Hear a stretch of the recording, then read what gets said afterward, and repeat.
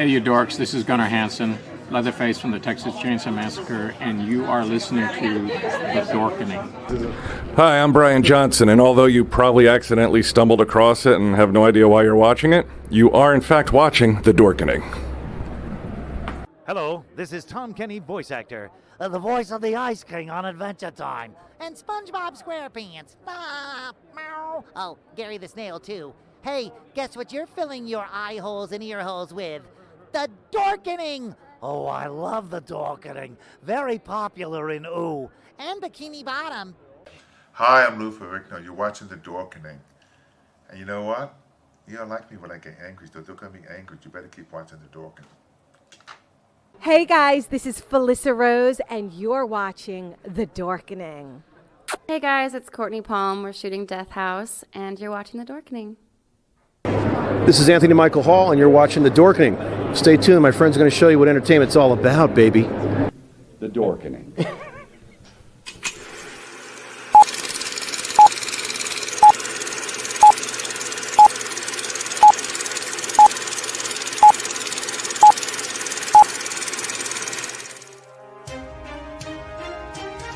The Dorkening and all affiliated shows are not intended for anyone under the age of 18.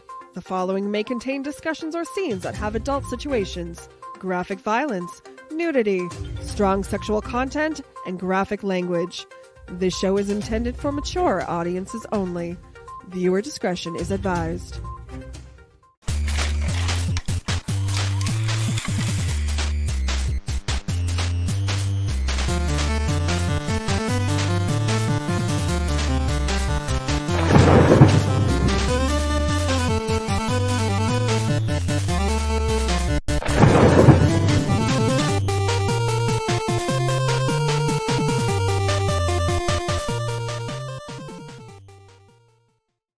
Rise and shine, my sinners. When Father Evil starts his day, he gets a little deadly. Deadly Grounds coffee has the richest, smoothest flavor you'll find anywhere. It's sinfully delicious. Once you go deadly, you never go back. Order yours at getdeadly.com. Coffee's so good, it's scary.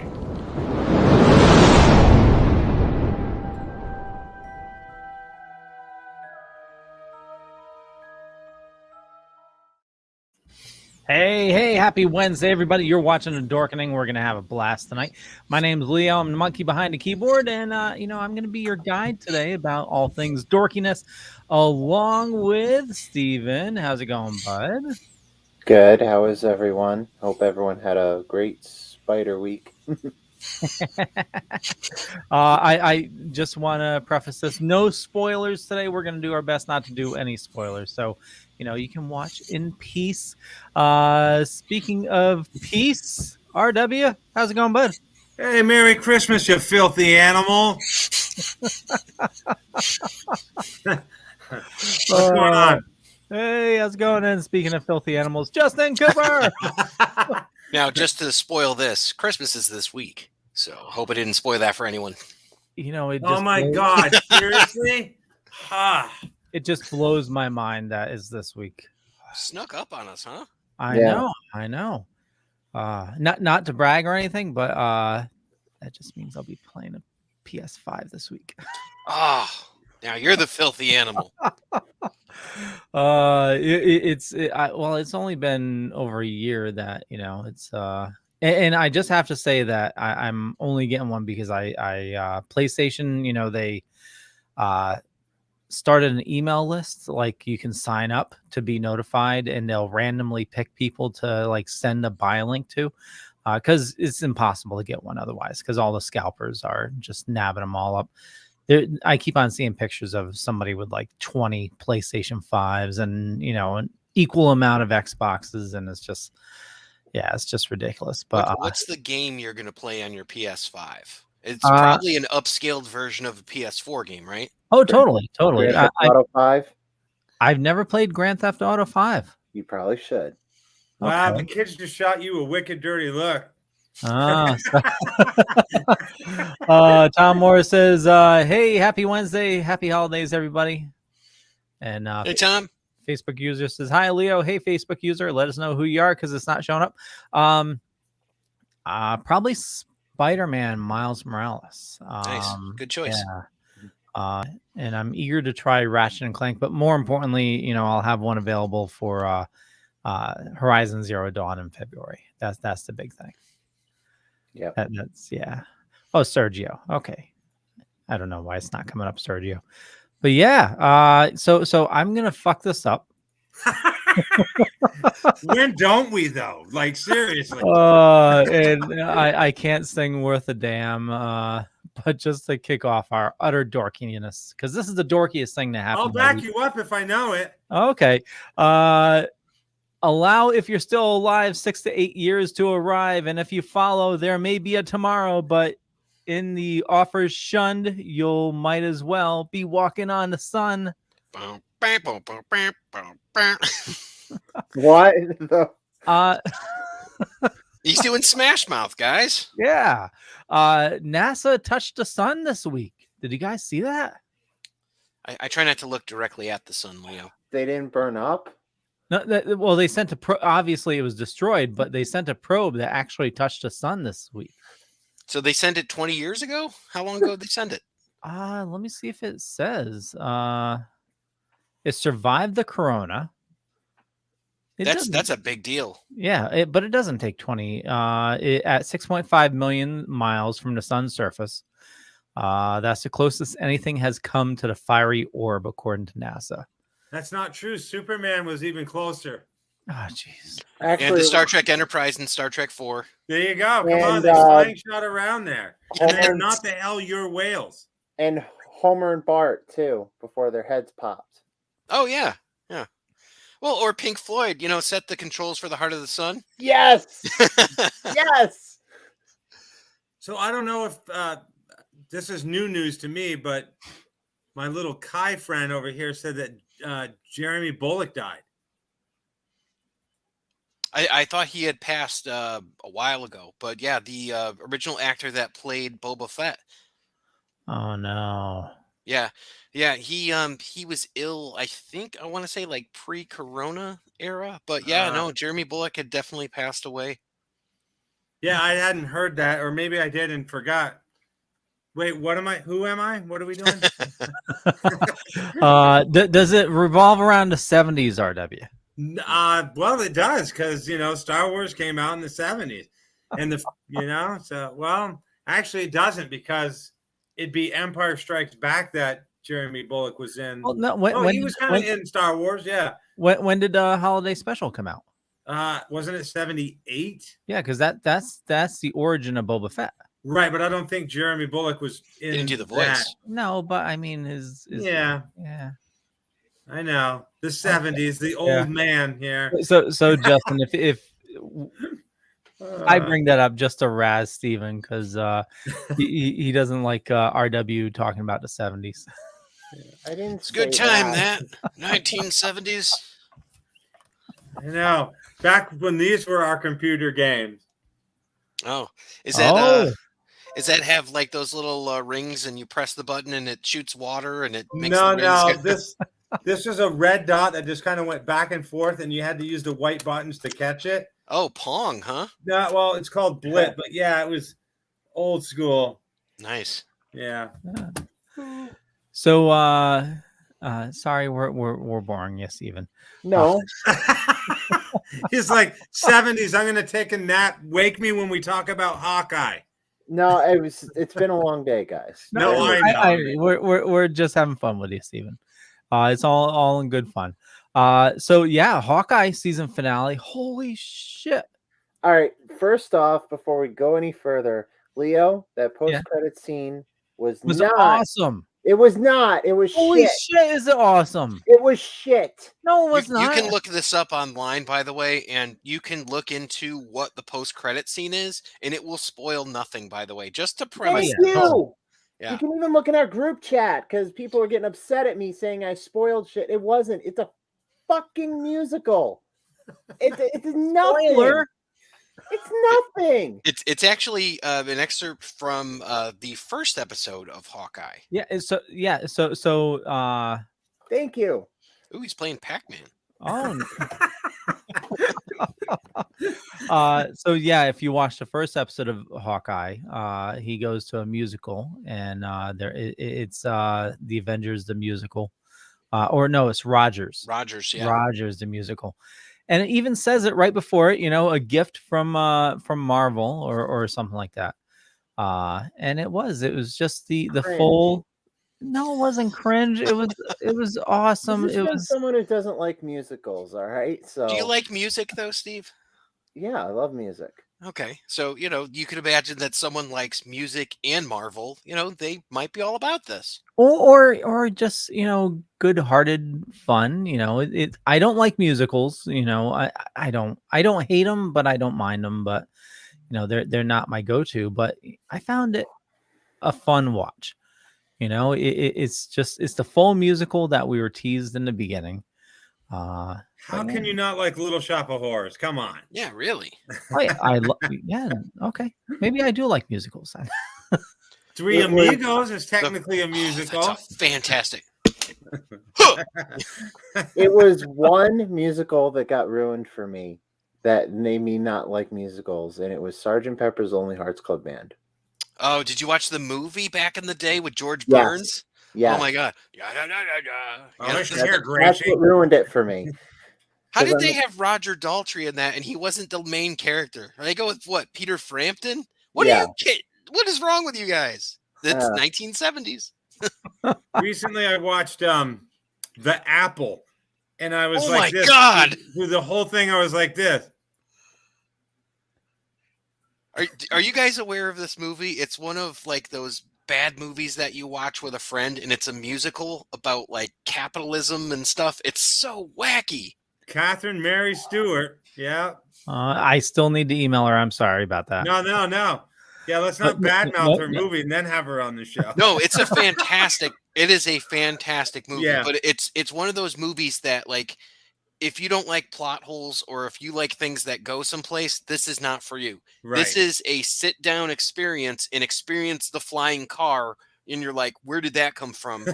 Holy shit, it's the future. They Yeah. didn't, and you're like, what? You're like, well, what is this stuff they're talking about? They never explain. But it's friggin' great. You gotta check it out. It's called Apple. The Apple. The Apple. From 1982, I think. Was it Or 82? 80? 1980, maybe? 1980, I think. Okay, I'll have to look for that. Maybe it'll be something. It could be on Pluther. Yeah. Yeah. Speaking of things that, well, maybe the opposite of great. I haven't watched the whole thing yet, but Matrix Resurrection came out today. I'm going to be watching that a little bit later. Yeah, that's why Brandon's not here. He's watching it on the big screen, and I started watching it. I'm about an hour into it, and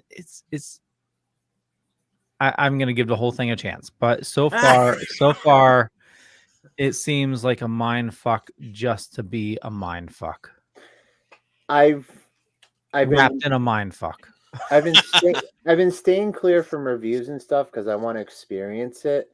But my co-host mentioned something to me today because we weren't able to watch it today. Usually we watch a movie before we review it and stuff, but because we're going to review it next week. I told him to just watch it because he's been wrapped up in Russian-Ukraine bullshit.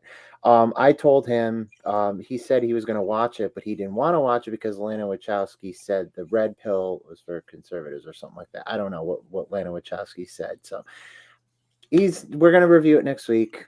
I'm going to check it out eventually. So. Well, I think we're going to do, if I can get the rest of the Matrix movies in, I think we're going to do like a Matrix special next week. Unless it turns out to be utter trash. But yeah, it's definitely a movie that they're trying to say a message, because like within the first like 15 minutes they're talking about, another reboot. And yeah, it's definitely, yeah. Well, a couple of weeks ago when we had talked about possibly revisiting all the Matrix, I started watching the first one, and I got maybe 20 minutes in, and I'm like, time to play some Star Wars Battlefront, it looks like, and then the next night, I'm like, oh, Santa Claus the movie, let me check that out. And then I didn't finish John that. Lithgow? So then the next night, I started watching, I don't even remember what something else, and I'm like, let me watch this, and then I didn't finish that, and then the next night I started something else. So I've started like 5 things, and again, I have wicked ADHD, so I'm like, I'm done. I'm going to sleep, and then the next day I don't finish it. I just go, maybe this will, pique my interest. But yeah, I only got to the part in the Matrix where they catch him and they bring him in, and they're questioning him, and I'm like, okay, I'm done. Like, yeah. So far, it's been a lot of rehashing the first movie. They even cut in scenes from like the first movie, and they try to tie it in with actors portraying that same character, but are like totally different. And but I'm gonna give the thing, I don't want to spoil anything, but yeah, I'm gonna give it a shot. But I'm about not even halfway through right now. Do you guys feel that the Matrix franchise is something that we look back at, and since it's influenced movies, we have fond memories of like everything that happened with it, but when you go back to it, it's maybe not as good as you thought it was back then? So I see that. I still think The Matrix is a phenomenal movie, the first one. And for the longest time, whenever I got a new piece of equipment, that was like the first thing I would watch to test the equipment. Oh, cool. You get a new TV, because it started with VHS, I got a VHS player that has like SHD or whatever, so yeah, I always use the Matrix for like testing out my equipment, and that was the epitome of special effects for the longest time. And I mean, I know we're surpassed it now, but it is still a phenomenal movie. And if you go back and watch the remastered, which I highly recommend, they degreened it, and it looks so much better. Oh, wow. Yeah. I would use Superman the movie to test a surround sound. Yeah. But as far as John picture Williams quality, soundtrack. I always use, for some reason, Star Trek The Wrath of Khan. I don't know why. There's the very opening scene where Spock's next to kind of the control panel, and there's all these greens and blues and stuff.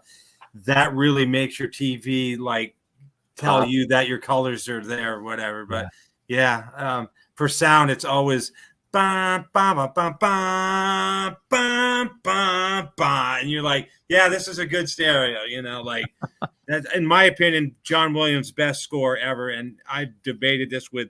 That's so hard many to argue, people. man. That is very hard to argue. Yeah. For me, testing a new TV or anything like that, for me, it's Star Wars Episode 4. Yeah, I'll use that one sometimes too. But again, it's up for debate. Some people think Raiders of the Lost Ark is his best. Some people say Jurassic Park. It's all over the board. But I just think that the Superman theme, like it's just such a powerful theme, in my opinion. I think it's John Williams' best. But I mean, let's just face it, anything John Williams does is great. But yeah, he did Home Alone. Yeah. Speaking of Superman, just to toss it over to comics real quick, I started reading, I think it's Knights of Steel. It's 2 episodes or 2 issues in, and Justin, I think I put it in our comments for our comic books. But it's a medieval Superman. Huh. And I know we just read Cal for Comics Paradox. It has a similar vibe, but it starts off with Krypton exploding, and you think they're sending Cal to Earth, but actually it's the entire family, and she's giving birth just as they land. Oh wow. And then his parents actually build it's medieval times, and they actually become a king and queen, and have a their own castle is and their own following and everything. And there's like a medieval Batman, and they're afraid to, like, Batman's there to protect Cal, because it's medieval times, so it's a lot of magic around, and Superman has issues with magic. It's one of his weaknesses. So yeah, it's very, very interesting. It's a good read so far. Cool. I want to check that one out. Speaking of Superman, I'm sure you guys have probably heard that Michael Shannon has been added to the Flash movie. Huh.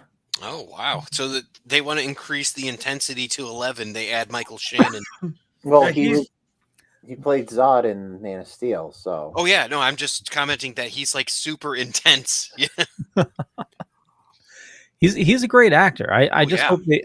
hope they don't bring in Doomsday.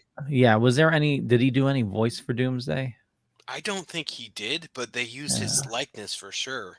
Yeah, His third monitor's coming in handy. Now, is Michael Shannon the guy who played like the agent in the Waco miniseries? Yes. Yeah. Okay. He was in Lawless as well. And I mean, if you've seen Lawless.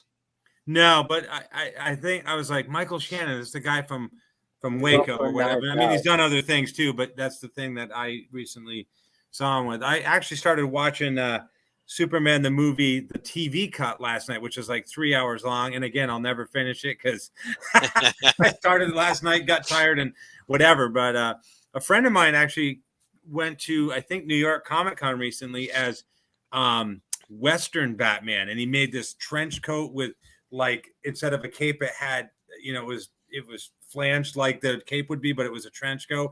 And he had a cowboy hat with like ears or whatever on it or whatever. And he carried a lantern around that had a bat signal on it. But you can probably, Google New York Comic Con Western Batman. He did a heck of a job on it or whatever. That's cool. That sounds awesome. Yeah. So I put it as the top story, but we got hit today with the Doctor Strange teaser for what did you guys think? Well, some of us probably seen it already. Yeah, it was at the end of a movie, but I think the one that we saw might have been a little bit longer. No, it was the same. It was the same. same. They just added. It felt longer in the theater. Well, anyway. Well, when you're sitting there and you got to pee, it's like yeah that's true. So it's a trailer, so anybody can go see it. So I mean, we can obviously talk about it. But we see evil Doctor Strange. What if? Yeah. Yeah. Baron Mordo, which I'm excited for. What was the creature with the eye? Shalmagorath. Yeah. It's an extra dimensional deity of chaos and things like that. You used to be able to play as him in the Marvel superheroes fighting game. Oh, if you guys remember that way back. I remember. Okay. Yep. So I have an interesting question for you because I have only met one person where this is the truth. Is anybody here's favorite character Doctor Strange? Like your favorite comic book character, Doctor Strange?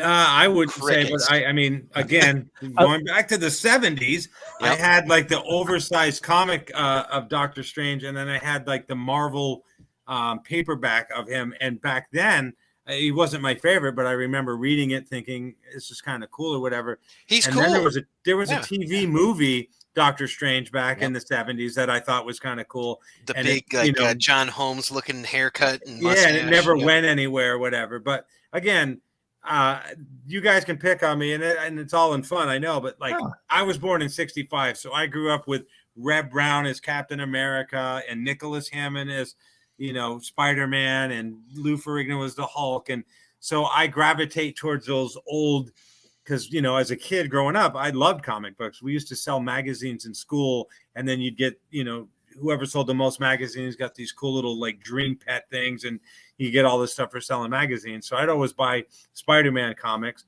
So Spider-Man was my favorite comic, but Superman was my favorite hero or whatever. But I mean, I like Doctor Strange, but I would never say he was my favorite character. And that's my point. He's a character that's in the background usually. Yep. He doesn't even really lead his own films. Like you think about the first one, it's like, okay, where would he be without Wong or the Ancient One or anything else like that? In my experience, like there's a couple really good stories. Like The Oath is a really good Doctor Strange story, but the best Doctor Strange story, in my opinion, is Triumph and Torment, where it's Doctor Strange and Doctor Doom trying to trick Mephisto into getting Doctor Doom's mother's soul out of hell. Like that's when he's the best, when he's used in some sort of circumstance. So what I'm going to with this is when we talk about like generating buzz for a movie and all that, we have Doctor Strange Multiverse of Madness. This movie goes absolutely nowhere without Elizabeth Olsen playing, Wanda Maximoff. Yep. So he can't hold people's interest enough without her. Yeah. So that's just kind of where I'm coming from on the film. I have to say, for the longest time, the Doctor Strange movie was actually my favorite Marvel movie. It's a cool film. Yeah. It's just the character. It's like Martian Manhunter. Martian Manhunter's a great character, but could he support his own movie? I don't know that would be really something that people would be super into. Now, this is coming from a film perspective, not behind the camera. I like Sam Raimi's work. Evil Dead 2, Army of Darkness, the fact that he's returning to direct this after vowing never to do a superhero movie after Spider-Man 3 is not only a testament to how Marvel is doing what they're doing and bringing people back after they vowed never to do shit again, but what Sam Raimi does with his movies, like Alfred Hitchcock does with his movies. Me and my co-host theorized this today. Maybe he can pepper in his brother in there as a cameo, Ted Raimi. Nice. Or maybe Joxer. Yeah. Or maybe we'll see maybe when Doctor Strange sees Wanda in his house and he sees the book that she took from Westview. Maybe in the corner we'll see the Necronomicon. Just a theory. This is just a wild theory. You know what is going to be is you're going to go to like some because it's going to be touching on a bunch of different multiverses. It's probably going to flash to some like Hercules Xena type of the deltas in it. Yeah. Bruce Campbell's got to be in it then. Yes. Maybe he'll be like an otherworldly version of Doctor Strange. So we don't know anything yet, but he's probably going to be like in the zombie universe fighting zombies. There's been no, go right ahead. I was just going to say again. I know 70s because that's where I'm stuck, but. Dukes of Hazzard was a wicked popular show, and one of the most popular characters was Enos. So they gave him his own show, which failed. And a lot of times you have this group of people that come together like this, and it's perfect. And, somebody gets this person as their favorite character, and they're like, oh, my God, I love this guy. Let's give him his own show. But the only reason that character worked was he's playing off these characters that are on that show, and it makes it work, and it becomes – this whole, group thing or whatever, ensemble. And when you take that person out of that ensemble and give them their own thing, they don't have that same dynamic anymore to play off what they did before. So in the case of Enos, they gave him his own show, and Sonny Schroyer was smart enough to say, if my show fails, can I come back to this one? And they said yes, and his show failed, and they brought him back. But I think a lot of times people go, oh, my God, this guy needs his own movie or needs his own show. But you're right. He's only good when he's interacting with these other people, but he doesn't have anything to do on his own. So I feel that that's true in a lot of situations. Well, what are they going to do? Bring back Caecilius or something? And it's like, okay, we just saw this, That's true with actors and shows as well. Like with you think about like Aftermath, and Blacklist did that spinoff with the husband. I can't remember the name of it. But Walking Dead did two actors left to start their own series, and one was a flop, and the actor came back. Is it Lauren Graham? That oh no, that couldn't be Lauren. That's the one from Gilmore Girls. Who's the one? Maggie in Walking Lori Dead. Something, was it? Yeah, so she left for her own show that turned out to be a flop, and then she made her way back to Walking Dead. And Sasha, is it Sasha Green? She left to do Star Trek Discovery, and that absolutely friggin' took off. Yeah. And and it's kind of sad to see, character trying to come back after like so many years, and it's like, where were you? It's just you shouldn't have left. Go And away. then you got people like Terry Farrell from Deep Space Nine, who did 5 seasons and then said, I don't want to stay here anymore. I want to go do something else or whatever, but I feel like what you said is true, that sometimes, like, again, if I went and did my own podcast, it wouldn't be as popular as, bouncing off you guys or whatever. It's like you have a good thing and you want something else, and then you realize the only reason you were good was because you were part of this whole thing as opposed to this singular thing. And I think a lot of times in Hollywood, TV shows, movies, whatever, somebody's like, I'm the star. And I was watching something the other day on Three's Company, and Suzanne Summers, who was a nobody, got all these posters, and everybody, found her a sex symbol. She wanted more money, and they said, there's the door. See you later. Yeah. So you get greedy because you're like, everybody thinks I'm great. Just keep your mouth shut, and live with the good thing you got going or whatever. But yeah, I agree that sometimes it's playing off these characters is what makes you popular. But if you go do your own thing, then it's not the same. Wasn't it Chrissy's cousin from the South, right? Yeah, I don't remember, but yeah. Yeah, I mean, it was like people get greedy and they're like, cousin. I want my own show. See ya. That's how we got Step by Step. Yeah. That's how we got the Cleveland show, too. Yeah, exactly. Yeah. Yeah. Okay. So you're really excited for that, Leo? Like Doctor Strange is a really big appeal for you? Like you're jazzed up? Oh yeah. Not only, I'm just loving everything Marvel's doing. I'm definitely interested to see what they do with Spider-Man. After this movie, again, not spoiling it. But I think there could be multiple movies that come out of it. You were saying something like that earlier, like you were hoping that something spins off of this. Yes. And that'll make sense after people have seen this movie and all that. But man, what a world would that be if we could bring back old properties?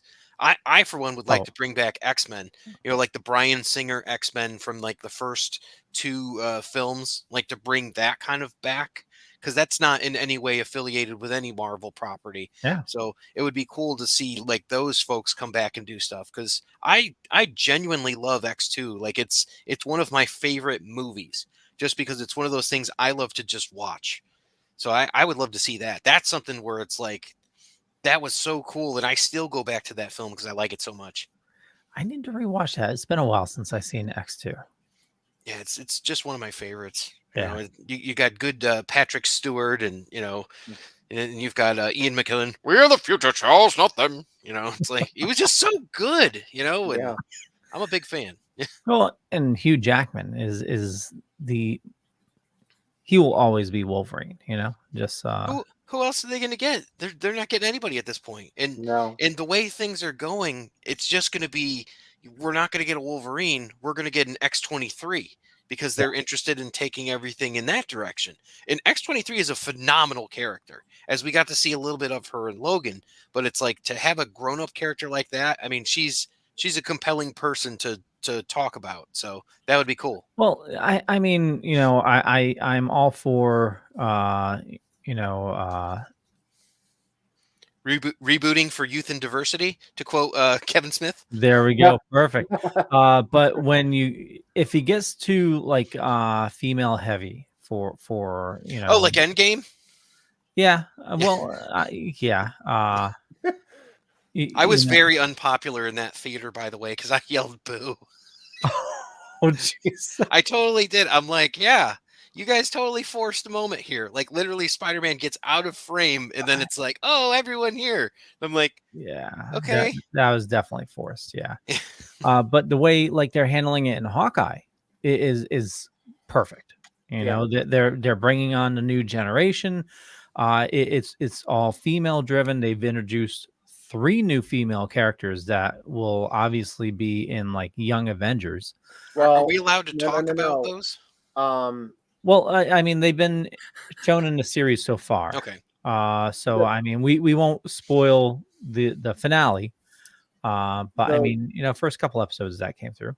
the two you're talking about, Yelena and Kate Bishop, they would obviously do Young Avengers, but the deaf one, I don't want to say Echo. the name. Yeah, she's getting her own show. So no, Okay, no. all right. Obviously, if you know the comics, you know her ties to a certain someone. Can't spoil anything about that, but yeah. Yeah, the internet's already a buzz about. You guys talking about her connection to Daredevil, or are you talking about her connection to Wolverine? I'm confused. What are you talking about? I think. Well, we can't say. Okay. She's connected to a certain character. The internet was all a buzz because something happened Mm-hmm. to that character, and they had to come out and say that what people think happened to that character did not. Oh, okay. That character has survived and will be seen again. So it's not like Poochie, he didn't die on his way back from. Oh my God! If they killed Lucky, I would have shut the whole thing off.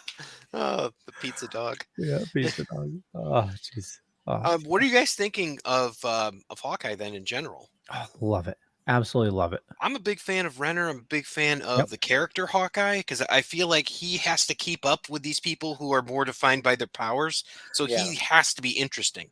Well, and that is so well spoken in the finale, where Steinfeld's character, Kate Bishop, she's talking to Hawkeye about, and it was so emotional, where she's talking about when she was a kid, and it harkens back to the first episode where the alien attack is happening, and she sees this man with a stick and a string fighting off these creatures, and and she said, with seeing that, this man standing up to these creatures with, you have people flying with, beams shooting out of their hands, she says, talking of Iron Man and stuff, that gave her hope that she was safe, that there was somebody without powers, out there to protect people. And it was just such an emotional scene in the finale. That's awesome. Yeah. Well, tonight we're without powers because he's out the movie theater. So what? I'm gonna tag team with you guys because I like everything. I agree with everything you guys said, but Florence Pugh's character. Now I've been a fan of Florence Pugh since Midsummer. Midsummer is probably one of her finest movies that she's done, by my master of mindfuckery Ari Aster. But having her land the role of Yelena, I think, is a great role for her because she can diversify. And I think, I don't know, I'm just excited to see, I don't want to spoil anything, but just what transpires in the finale is just. Yeah. And there's definitely a good tribute to Natasha without going fully explaining what everything happened. So yeah, is overall the episode was phenomenal, and the whole series, I mean, just 6 episodes. It's a short binge, so absolutely must watch for anybody. Yeah, I liked it. I think Loki is still going to be my favorite. Loki was just so interesting and like, I know I'm using the word compelling a lot, but it's like you think about the character, you literally want to hear what he's going to say next. Yeah. And you can't wait. What's he going to do? Is he over here? Is that real? Is that fake? He's just playing off of Owen Wilson. Oh, there's a crocodile. What the hell? It was just so crazy. Looking back on all the Marvel shows we've got in the past year, if I were to do my top 3, up at the top would be Falcon and Winter Soldier. Yeah, that's a good one.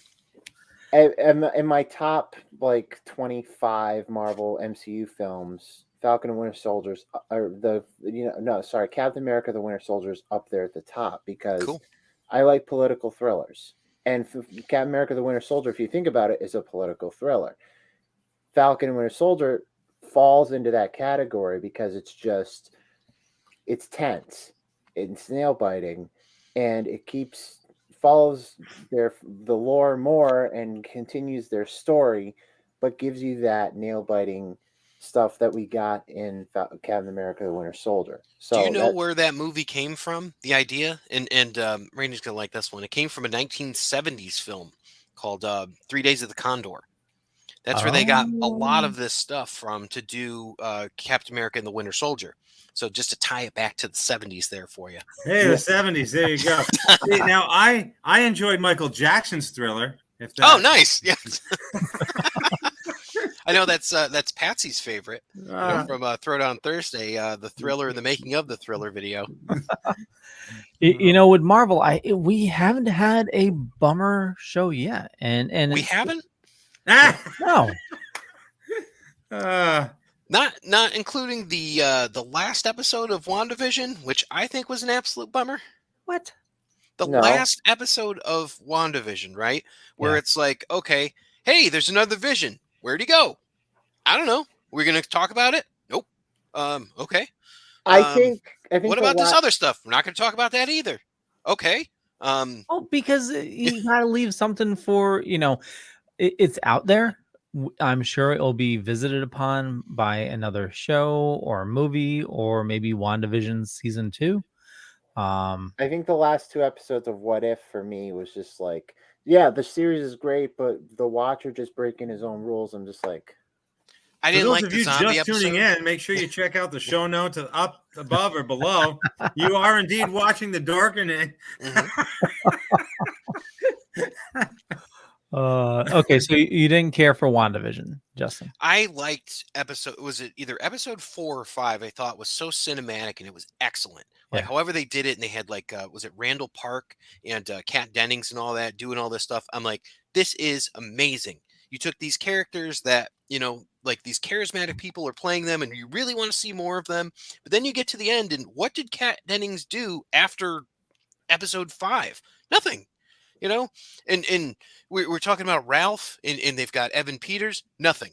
Doesn't go anywhere. It's just so many loose end plot holes where it's like people were so starved for new content.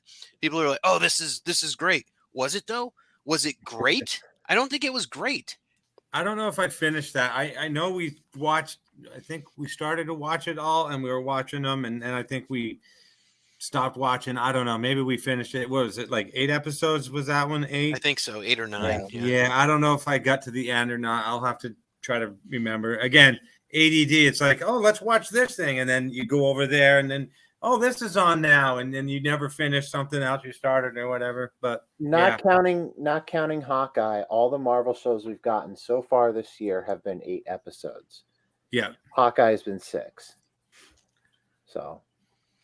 So obviously we're done with Marvel for this year.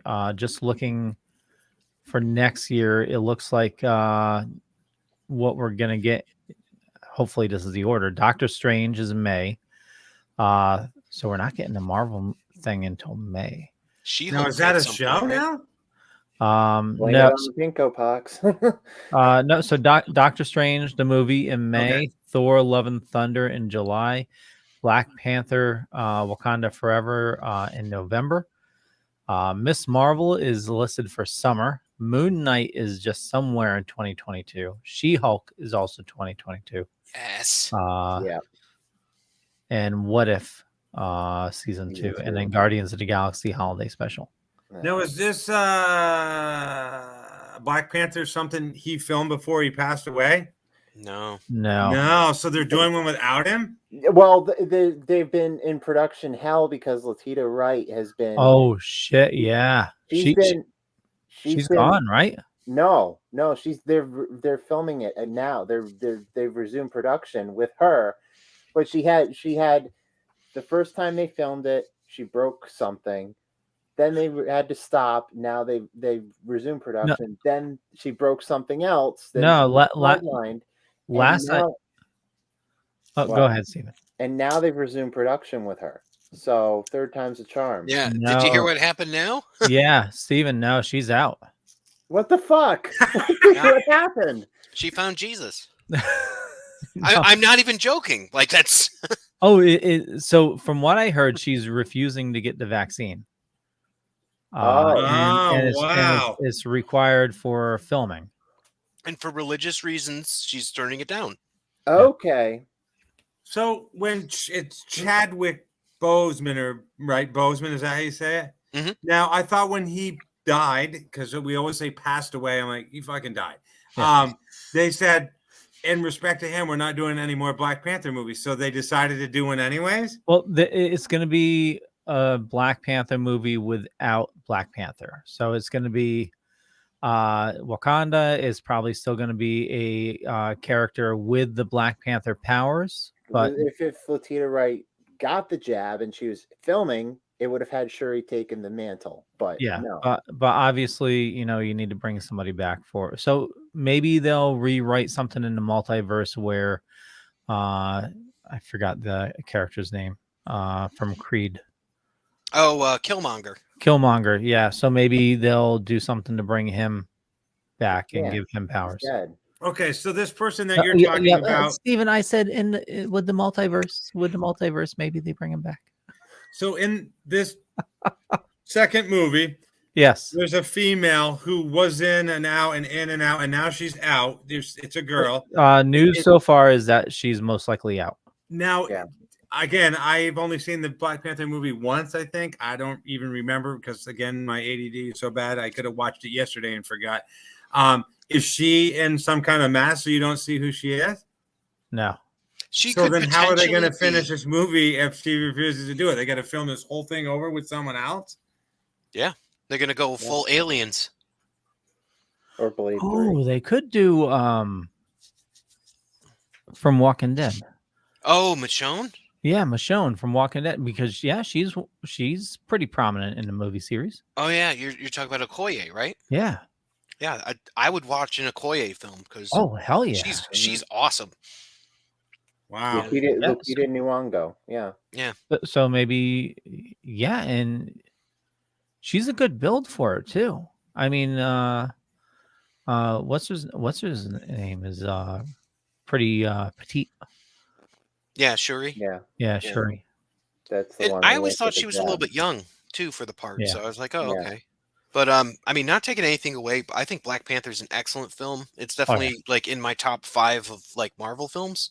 I think I don't know. That kind of changes. Well, but Black Panther is also, it's a movie that you could totally take it out of the Marvel universe and it could survive on its own.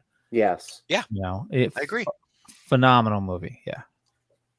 Actually, now that I think of it, I don't think I actually saw it. I think when Chadwick died, I was like, wow, that's so weird. And then I watched Get On Up, where he plays James Brown, and I was like, wow, this guy is a phenomenal actor. And then I watched something else that had him in it, but it wasn't Black Panther. 21 Bridges.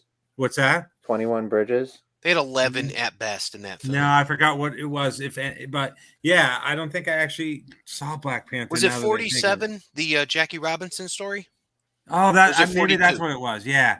But I'm like, wow, this guy's gone. Like so much talent or whatever. But yeah, again, not saying that this lady, whoever she is greedy, but it's like these people put all this time and energy into this movie, and now they have to do the whole thing over because you're refusing to do something simple as get a vaccine to, finish filming this movie or whatever. It's like, what are people thinking? Like, again, I get that some people don't take it and some people do, but like, you just ruined a bunch of people's lives by saying, I'm not taking this vaccine or whatever. I don't understand how that all works. Like, you have to imagine it's going to affect future projects that she has as well. If she gets, she might not get any. But I'm just saying, it's like, I don't know. I imagine it can't be an easy decision for her. A lot of people, come to this where it's like Steven was saying, just get the jab and all that. Maybe there's some sort of religion or things like that where she doesn't believe in it. And, I respect that. But, at the end of the day, maybe she's not the right person to be in the film. Or maybe I respect it too, but here's a perfect example. And I love this guy to death from the first movie I ever saw him in 1984, a little movie called Top Secret. I love Val Kilmer. I think it was one of the funniest movies ever. One of the most talented actors we have. Nick Rivers. Top Secret. I mean, I'm not the first guy who fell in love with a girl who we met at a restaurant that turned out to be the daughter of a kidnapped scientist, only to lose her to a childhood lover who she'd last seen on the deserted island, turned out 15 years later to be the leader of the French underground. But I mean, he was in that. He was in The Doors. He was Doc Holliday. And his religious beliefs, when he got cancer and didn't tell anybody that he had cancer, he said, it'll fix itself as long as I pray and do what I'm supposed to do. And now he talks like this. That I was doing the Top Gun with Tom Cruise. And it's like so sad that you chose to not do anything because of your beliefs. And now this is what has happened or whatever. So I get people have their beliefs, but look what happened to Val Kilmer. It is very, very sad to me that he will never do anything like he, did before. To piggyback with what you're my Huckleberry. Exactly. Sorry, I just had to get that in. Go ahead, Steven. You done? Yes. Piggyback with what Justin was saying about the people may have religious beliefs, but people may have medical beliefs. People have medical reasons to not get the vaccine because maybe their doctors told them, hey, maybe the doctors told her you can't get it for a medical reason. And maybe it'll fuck with their body. Who knows? Right. But, I absolutely agree, man. And it's a circumstance where it's like, as long as those people understand that there are consequences, and that consequence probably means that there's going to be a lack of work. So and it's a shame, but, the show goes on. And I mean, the problem, obviously, if she has a real, medical or religious belief behind it, but also the problem is, and not to turn this into political or anything, and we won't get into that big discussion, but, the vaccine and the virus and everything has been politicized, if this was just, if this has just been boiled down to science and medical issues, then, we wouldn't be having a lot of these questions, No. It would be, like the flu shot, are you gonna get it or not? I have a friend with cerebral palsy who the doctor said you can't get the vaccine. I get that.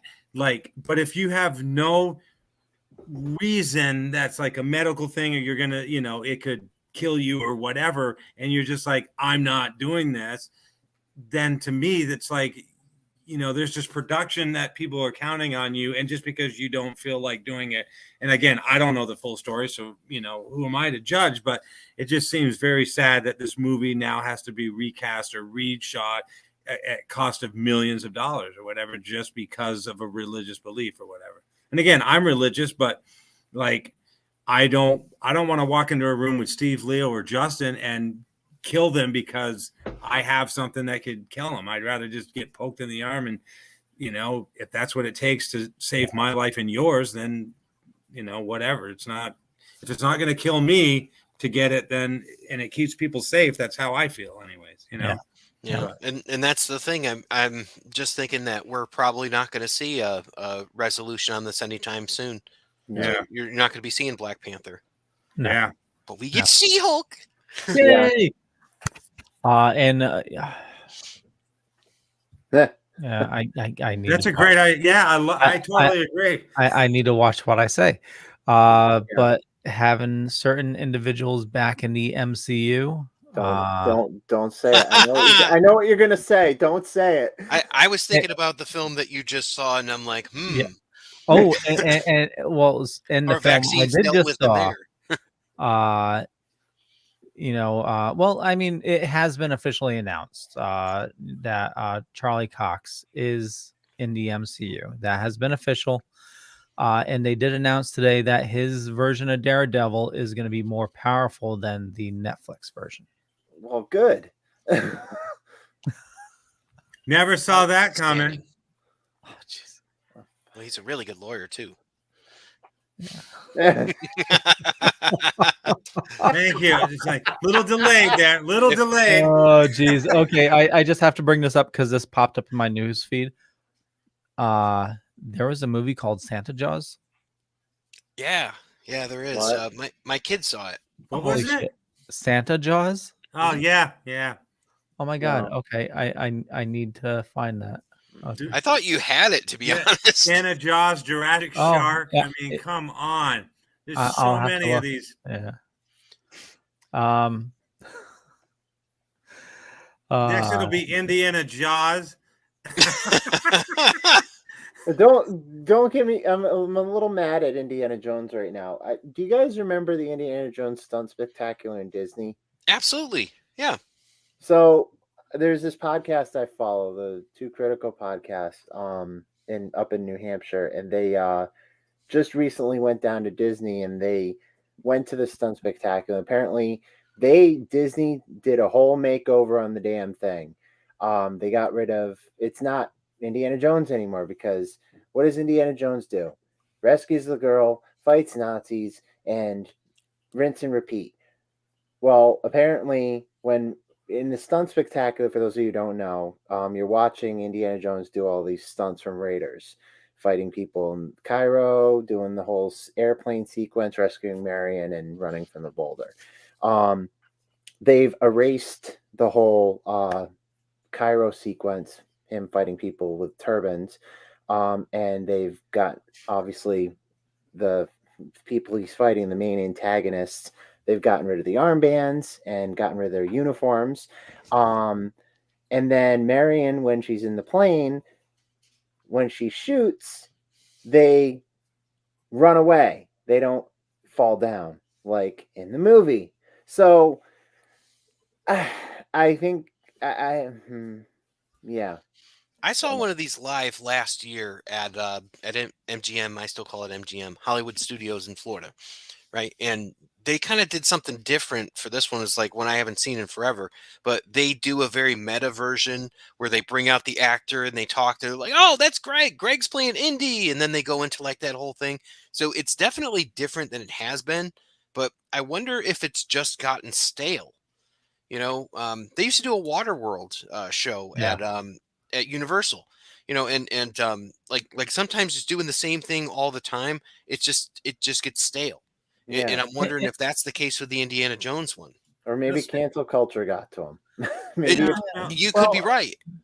Now, speaking of, Indiana Jones, is number 5 still being shot, or like, yeah it is. Yeah. I mean, no offense, like the last one, Oh my God, and yeah. again, So bad. I love it, but it's like, I don't know. It's like People need to recognize that movie has good parts, you know? Yes, it does. Yeah, there's some Oh good yeah, parts, yeah. but it's like, The beginning and the end, right? it's like Leo doesn't like the fridge scene. I don't know. It's like the Lethal Weapon 5, which now might not happen because Richard Donner died, but even if Mel Gibson does direct, which we talked about on another show, I mean, it could still happen, but it's like there's no Danny Glover. No, there is. Why? Well, because he's got, doesn't he have like advanced Parkinson's or something? Oh, Like really? Yeah, there's some like some reason where he's like really ill. Ah, wow. But I guess it comes a time in your life where you got to say, so like, let's just say for the sake of argument, I'm Macaulay Culkin right now, and I look like this, and I'm like, I think it's time to do another Home Alone movie. No, it's not. Like, when do we just look at it and say we did it? And I can't do it because it's going to be laughable now. Well, they got buzzed in the last one. What? They got buzzed in the last one. And then he got canceled. Oh, yeah. Now he got in trouble or whatever. But yeah, but I'm just saying, like, I love Harrison Ford, but it's like, it's not the same anymore because he's like 80 years old or whatever. Well, they're going to Marvel de-age him. So is he supposed to say Kurt no Russell? to Spielberg? I mean, that's the whole thing. You know, the driving force behind this film is going to be Steven Spielberg, George He's Lucas. not attached to it. It's a different director.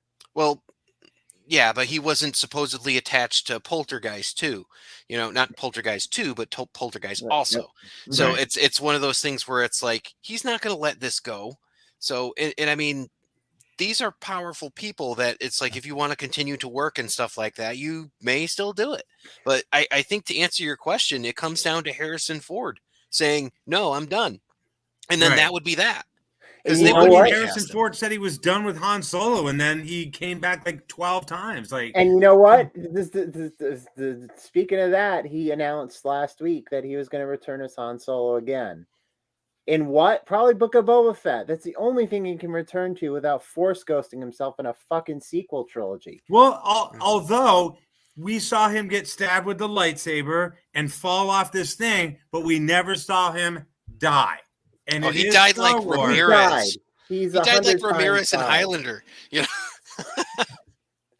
The only way that he can come back is in Book of Boba Fett. That's it. Or Obi-Wan. Yeah. That's it. That's the only way they'd they have can to bring do him a back. hell of a de-age for him for Obi-Wan though. Mm-hmm. Because isn't the actor who played Han Solo in Solo, isn't that around the same time as Yeah. Right That's around I that like time. that movie, and I will stand by that as a fine Ron Howard production. I It may agree. not be everything everybody wants in a Star Wars movie. I'm a Star Trek fan, so I casually look at Star Wars anyway. So I'm with you, Justin. I actually got a new TV, which is 4K UHD, and I was trying to find a UHD movie that I had, and there was very few. Solo was one of them. So I'm like, let me see what this TV looks like, and I threw that on. And when it got to the the meeting of Chewbacca and Han Solo, I laughed, and I'm just like, man, this is hilarious. And I'm like, this is a good movie. And I mentioned it to a friend of mine, and they're like, I like it too. It's they're great. like, this movie's dumb. The actor's a it shouldn't have dud, been made. And I'm you know? like, they need to make another one. Like, seriously, And when they announced who was going to be Solo, I was the first one to go, not this guy. Like, get someone else. And I'm like, this guy is no good. From Beautiful Creatures, when, really? From the first Hail opening Caesar. thing, I'm like, okay, let me give this guy a chance. And then I'm like, all right, he doesn't look like Harrison Ford, but he's doing a hell of a job. The movie's good around him, and that's what I like about the movie. It's like you were saying before, Randy, about like if you take the guy out of the circumstance, don't give him his own show. But if you got a Chewbacca and you've got actually the main bad guy in that, the girl with the red hair, she played Carly Morgenthau in the Winter Soldier. Yeah, the Winter Soldier. Yeah, exactly.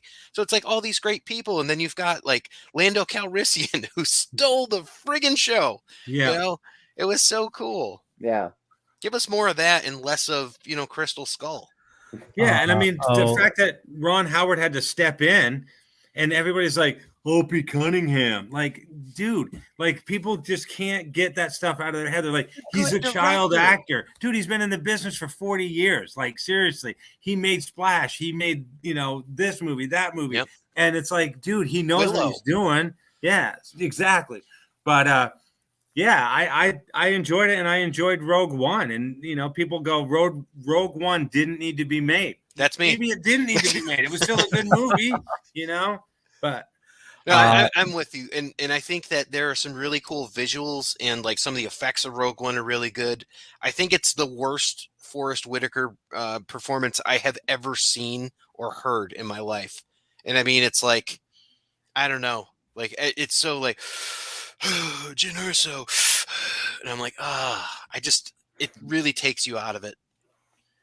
I mean, my favorite scene. This is geeky, guys. I This like is the way movie. geeky. Is the whole congratulations, you're being rescued. Like, I just was like, oh my god, that's like the best. That one scene is so good. Well, I mean, it's Alan Tudyk, for God's sake, too. Yeah. I mean, national treasure. I mean, whether it's Firefly, whether it's iRobot, I mean. And then you got Lando. If it has a hole, he'll fuck it. It's just. Well, not in Rogue One, but Oh yeah. Resident Alien. Yep. Yeah. Oh my god, Resident Alien, so good. Season 2 is coming soon. I hope so. Yeah, just speaking of season 2, we watched the first episode of The Witcher the first season 2 episode. That was good. We got to watch more. But again, Tracy, gets up wicked early, so we only have like maybe half hour to 45 minutes a night to watch something, and then we have to pick it up the next day or whatever. But yeah, I like it. I like it so much, and I don't get why there's all this hate for these people. They're like, oh, it doesn't follow this. It's like, you know what? Wait, it's excellent. So I've seen a couple interviews with Henry Cavill, and he's talking about how big of a fan he is of the books, and how he changed some scenes to be more in line with the books. Like one line was written, and he said, no, the character would actually say something like this, and so I thought it'd be more in line with the books. Oh, people are complaining about the casting. People Like, complain Tris at all. Marigold doesn't look like this. It's like, you know what? Just How many sit people back. played Skyrim? Anybody? Oh yeah, I played Skyrim. Okay, so has anybody seen the first episode of season 2 of The Witcher? No. And it's not a spoiler, I I don't think. But if it is, don't listen. But I swear to God, when there's like this one scene, and I'm like, wait. Let me guess. Henry Cavill, he gets knocked out and he wakes up in the back of a wagon. And no, but they go into this like little town, and it looks exactly like the beginning of Skyrim, where they go into Helden, where the game starts. Yeah, and I'm like, wow, that looks like Helden. Like this looks like Skyrim. Like it just for some reason it blew my mind. I was like, did they like recreate the Skyrim thing? And then as I'm watching it, I'm like, dude, they could recycle these sets when The Witcher's done and do a Skyrim show or a Skyrim movie because like they're so similar. Yeah, just what we need, more Skyrim. Well, again, there hasn't been a Skyrim game since Skyrim. I know because they keep on making it and I keep on buying it, Yeah, there's like a 10th anniversary edition. They released a complete I held You played on PS5. Oh my god. Yeah. Right, but I'm saying they've come out with is there a PS5 edition? Elder Scrolls Online. Elder Scrolls Online, and that's not. It's like third person. And I don't. I need another Skyrim game. Come on, people. Yeah. Why? I'm waiting for the next Kingsfield game. You think that's coming out anytime soon? No. Okay. How about King's Quest? No. I'm still waiting for a sequel to Gems of War. I mean, come on. Wow. Holy shit. Okay, so the anniversary edition is for PS5? Yeah. Uh-oh, Leo. Updated? This is one of those things where it's like there must always be a Batman, there must always be a Skyrim. So there's just always going to be one. I mean, this goes back to like first generation Xbox, doesn't it? Am I going to buy this? Did you guys read the article how Xbox finally explained how the Red Rings of Death happened? They finally explained how it was a financial failure, how it was financially costing them, and it was components in the Xbox that made it hot and cold. That's why it couldn't keep up with the 360. That's why it kept getting the Red Rings of Death, and it was just a financial loss for them that they were like, fuck it, we'll just release a new one. Hence Xbox One. Wow. I have the R2D2 unit. I haven't turned it on in a while, but shit, this is bad. What?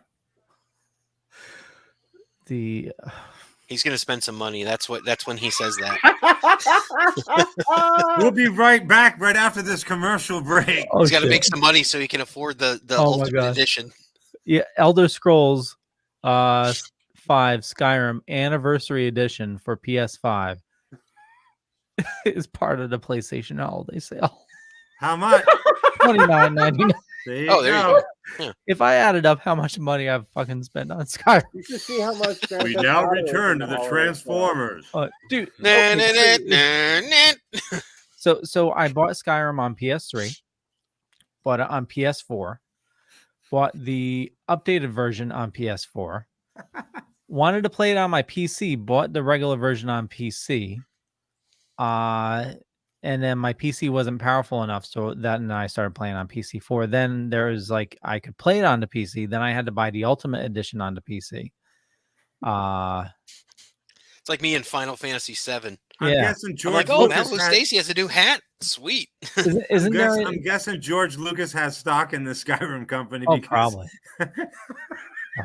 It's like own Star Wars for the last time on VHS. Yeah. Okay. Thanks, George. Bullshit. Get it now. Oh my God. So I have the add to cart screen up right now. There you go. So you mentioned Star Trek. Anybody watching Discovery?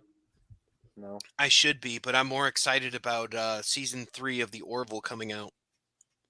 I'm more excited for season 2 of Picard for next year. Oh yeah, but I mean we'll see probably a lot of these before we see Picard. I love Picard. Picard was referenced in this season of Discovery. Oh crap, where is it? I just got my book, and I got to show you guys the book that I got. Yeah, here it is. RW, do you watch Discovery? I do not. I watched the. Nice. I worked. Nice.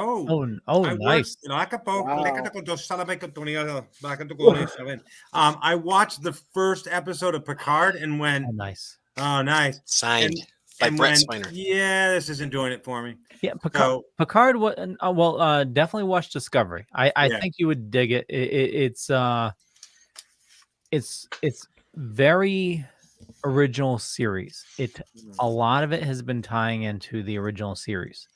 Even last season they brought the from the City on the Edge of Tomorrow, I think it was. Yes. Harry Mudd's been in it too. Yeah, Harry Mudd's been in it. Well, even the whole second season is they're working with the Enterprise and Spock and Pike. Yep. Wow. Pike before he and they even reference like the mind creatures and Wow. I remember back in the 60s. but anyway, it's this season feels more like a very updated original series. So what season are we in now? Season 4. 4? Yeah. Okay. And how many seasons are these? No, it's brand new. 30 No, episodes. how many? Oh. Sorry, how many episodes are there? I think it's like 12. Okay. Yeah. I mean, Yeah. I have Paramount Plus, so I can, check that definitely out. Or check it whatever. out. This big mystery of this season is this gravitational force that Oh, right. That it moves Yeah. around, and they got to it, and it moves somewhere else. Yeah, and it looks Yeah. like an eyeball, like Yeah. peeking out of space. It's really weird, but it's cool. They did that on Futurama. Yeah. Yeah, that was pretty interesting. Yeah, that was the first Futurama movie that the second one. It was the Beast with a million backs. I used to No one? watch Futurama Okay. all the time. My favorite one is where they parodied Willy Wonka, and the little guy Yes. goes, "Crunka lunka dunka dee doo," and Bender goes, "Shut the hell up," because he's like sick of listening. The Slurm Factory. Yes, The That was Slurm great. Factory. Those are the Crunka Lunkas. Oh my god. So is anybody watching Dexter New Blood? Yes. Yeah, it is so good. It's like going back to season 1 of Dexter. Yeah, totally. You can see where you can't see. So I have a theory. And I was talking to somebody about this today. Obviously it seems like he's going to have to train his son to be a serial killer. And I heard that they're considering bringing back 6 Feet Under. So I'm assuming at some point Michael C. Hall is going to need to exit the show. That was a very popular show, so I could see them doing that. That was like early HBO, Yeah. like, even before like Sex in the City, right? Yep. Yeah. Yeah. So I could see them like handing over the torch because the show was populating as like Dexter, I think season 9.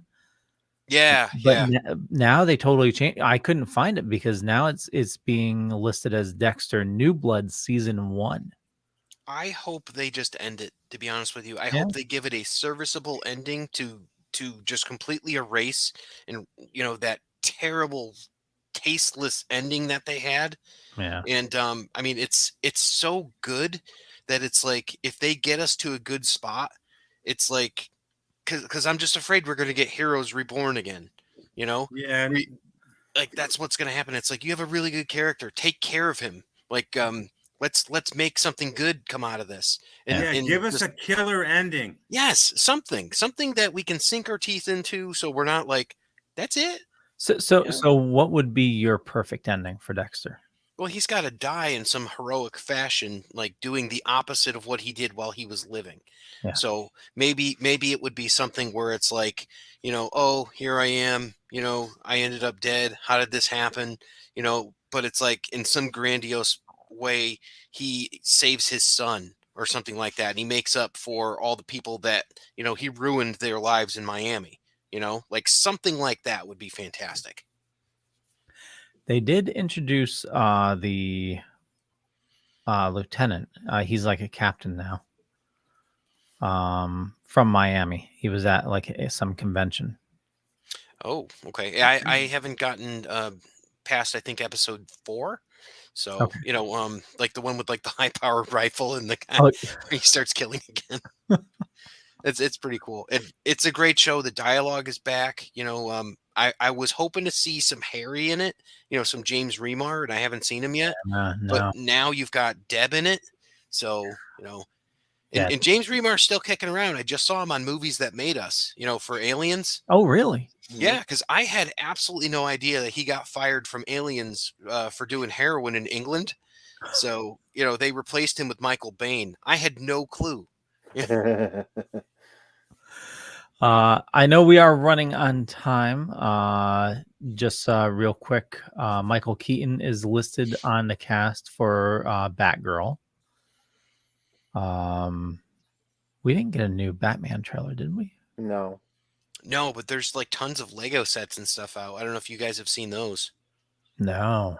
Oh yeah, there's a whole bunch for the Batman. It's got this really chic sort of like red light package, and it's the new Batmobile, and then there's like a couple other things.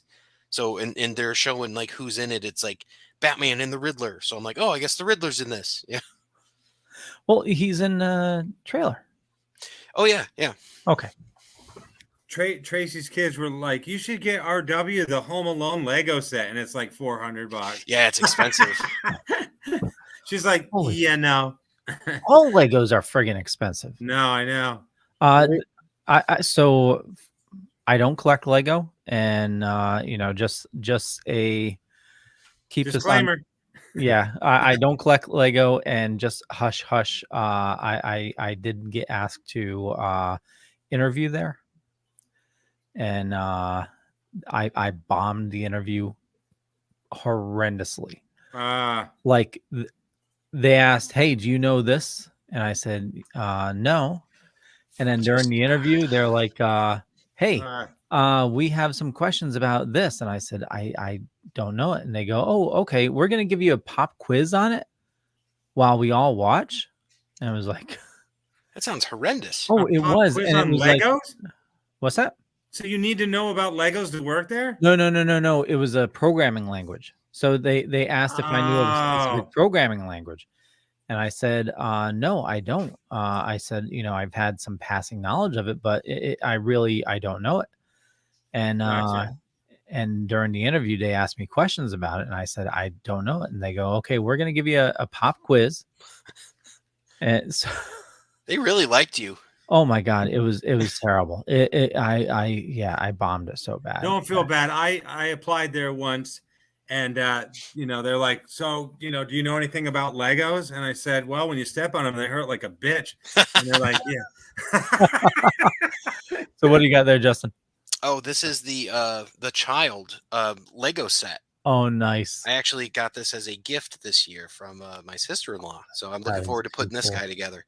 And the coolest thing about him, Leo, is that he comes with the little minifig. I don't know if you can see it on there, but he comes with the minifig too. Oh, nice. So what is it about Lego, and why would I want to start getting into Lego? It's you should not start getting into Lego, just like you should not start getting into like so many things that will just like absolutely eat up your mind. I like it as something that I can do as an activity with either the kids or with my significant other, so we can get together and do something, build it. That's kind of fun. But man, it gets nuts. Like the expense, did you guys ever see there's a Stranger Things one where I saw it. Voltron, the only Legos I have are right as it was losing its popularity and they were going on sale, they had that Lego Dimensions where you put the little Legos on little thing and they went into the game. I didn't get into it when it first came out, but then they were like, you'd go to Walmart and they're like liquidating these things. And I'm like, holy crap. So I must have spent like a lot of money on all those Legos so I could play this game. And Tracy and I would play the game like every day. And we played that Lego Dimensions for like, I don't know, maybe 3-4 weeks. And then now I've got like 1,000 Legos that I don't do anything with because we don't play the thing anymore. That's the only place where you can have Lord of the Rings, Marty McFly, Ghostbusters, Harry Potter, Superman, like all of that mixed in the same world, and it's like, oh, and Scooby-Doo and Doctor Who. It's like you said it's Scoob. Zoinks!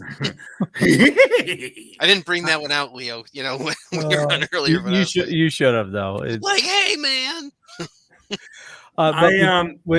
Just real quick with Lego. So I signed up to a Lego community just to see, just to live vicariously through others, and I keep on seeing the ad that's like, is it like $600? Mm-hmm. Oh my For a God. piece of plastic. It's a lifestyle, and they retain value too. So that's the whole thing. Like, you can get that thing, build it, you just hold on to everything else, and then you sell it, and you'll sell it at like a minor loss.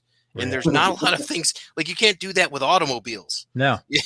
So it's like Legos is a lifestyle, dude. I was in New York City in, I want to say, let's see, 2007, something like that, maybe.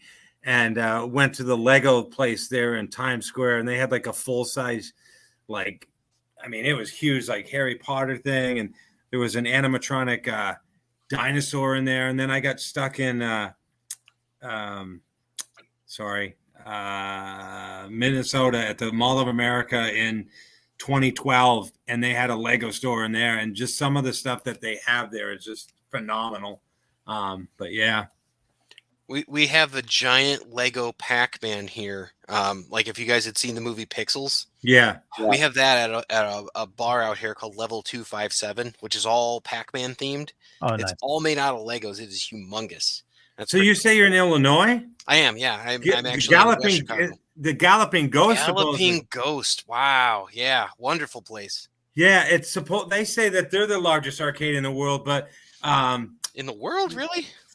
Fun Spot in Laconia, New Hampshire says they're the largest arcade in the world. So I'd love to know how big the Galloping Ghost is, because I've been to Fun Spot and it's 3 levels. But yeah. I mean, it's big, but it's kind of like it's in like a depressed area. You know, Wow. I would say for these guys who live in Connecticut, where I'm from originally, it's like driving through Hartford, and then you've got like a factory building, and the 2 floors or whatever from that have arcade. And it's cool. Like, it's definitely cool, but I'll tell you one thing: you start to realize how bad that stuff was for your eyes. After you're there for like 40 minutes, you're like, oh, I can't see Wreck-It Ralph anymore. Fix It Felix is killing me. Well, did you ever play Nintendo Virtual Boy? Yeah, exactly. That'll kill your eyes in about 5 minutes. Yeah. Gotta play that. It's like you're sitting there and it's all red, and then you get down there and you're like, oh no, and you still see red for like 3 days. Like, yeah, it was That's bad. awesome. Yeah. Leo's buying more stuff. Yeah, he is. He's buying the Ultimate Edition PS5 Virtual Boy attachment. Oh, geez, no, I'm just I'm reading on Skyrim. Well, one thing I wanted to mention to you guys is, did you see there was a big to-do this week about changing the Punisher's logo? You were telling us about this. What's going on with it? So there's a lot of controversy lately because the Punisher's his logo has been subverted by like a lot of groups who take it, like a lot of law enforcement have taken on the Punisher's logo, so they're kind of looking to change it. Now they pick something because in the comics right now, the Punisher is a warlord for the Hand, right? So the Hand is kind of like a secret society of ninja warriors and all that. They have some sort of mystical origins and all that. And full disclosure, I'm not a huge Punisher fan. I like the John Barenthal Punisher a lot, but Punisher comics have never really been my thing. I like him like Doctor Strange, we were talking about earlier. You pepper him in and out of stories, and okay, it's a good character for that. But by himself, I find him kind of dull. But they have this new logo, and it is god awful. Like, have you ever seen it? It looks like a Wolverine head or something mixed with the Mandalorian skull. I've seen it. It's awful. It's so bad. And I can only think they did this on purpose to make it so bad that nobody would want to take it. Now, what does the law enforcement have against the original? If I remember, it's kind of almost like a skull thing with like these little finger things coming down or whatever. I mean, it was white. What does law enforcement have against it? So people are What is confusing. that? Yeah, look at that. Isn't that bad? Like It that's does Like look it's like almost shit. like butterfly wings and that's like Wolverine yeah, and Warthog or something. or like I a don't know. But predator why? mouth or something. Yeah. So why didn't they like the old logo? No, so the old logo was being taken and used for a lot of things, like like the thin blue line and all that for police and stuff. So they're taking it and using it. Now the creator, the co-creator of the Punisher, actually came out and said, if they really understood where this came from, they would understand that it's not the right symbol to be used, because the Punisher is evidence of a system that was broken. And the Punisher is in himself an indictment of that same system that failed him and in his family. So that's why he does what he does. He is a one-man war on crime. He kills people for committing crimes. That is not at all congruent with the message of what police are, or firemen, or the military. Well, maybe the military, I don't know. But it's a circumstance like that, and I think that this is Marvel taking a big sort of step away from that sort of thing to kind of change the zeitgeist. It is not going to work because they got a terrible logo, and they're going to end up going back to it after and like backpedaling. But Yep. I just wanted to get a chance to share that, because that is a terrible logo. Well, if it's anything like Sonic, they better listen to the fans. Like if the fans say Sonic's eyes aren't right, Shao Kahn's mask. like if Sonic's eyes aren't right and we're not going to watch this movie because it's just laughable, fix it. And they did. Maybe if we say we're not going to watch a Punisher movie with some no, stupid logo. it's I think it's a hot topic right now that a lot of fans probably won't touch, because it's because it's being used for nefarious reasons. I haven't been to a hot topic in a while. They're usually near a Spencer's in the mall, like a couple of doors down or whatever. I love it, Leo, when you shake your head. I was there this weekend. There ain't nothing you want in that place. I'll never forget when Boondock Saints 2 came out, and it was all over Hot Topic, and I'm like, well, this is where things I love go to die. Like as I sit here drinking from a Nightmare Before Christmas mug, and it's like, I mean, if you talk about one store that just completely over commercializes everything, it's just like, oh yeah. Yeah, but you get He can't even hold a straight face because he knows it's gonna be bad. No, it's Funko limited edition pops. They do. They have Funko. So if you want the Cabbage Man from Avatar, or which I was able to snag several of them, and I stupid enough I gave them away because that's the type of person I am. Burnt Marshmallow Man. Oh, cool. Yeah. Yeah. I'm still pissed at Funko, and I don't do Funkos anymore because they take up so much space. Yeah, they but do. When New York Comic Con and did their Funko shop, and they do the lottery, and you can only go there if you get one. You're one of the 50 people they pick. They had a few years ago a Snake Plissken Funko. I wanted that so bad. I wasn't even picked. And they were going up for thousands of dollars on eBay. I was just like, fuck that bullshit. Yeah, I don't. There are some Funkos. The headless Ned Stark from Game of Thrones is probably one of the more expensive ones. Yeah.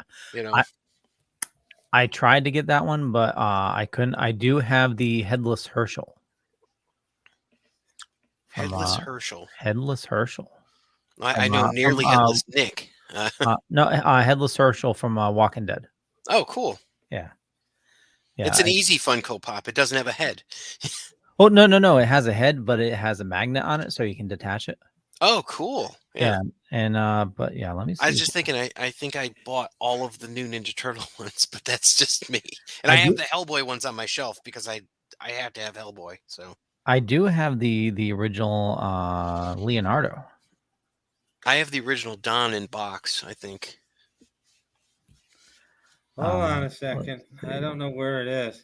How many do you guys have? Do you have any, Steve? Yeah, I have the entire Die Hard Funkos. Oh, nice. Die Hard's a fucking Christmas movie. fucking fight me. It's a good movie. I don't care what season it is. And you know what? Why not It's call a it good a Christmas movie too. I mean, Yeah. 1, 2, 3 are awesome. 4's okay. 5, no. Do you think 3 is better than 2? Because I do. Yes. Yeah. Yeah.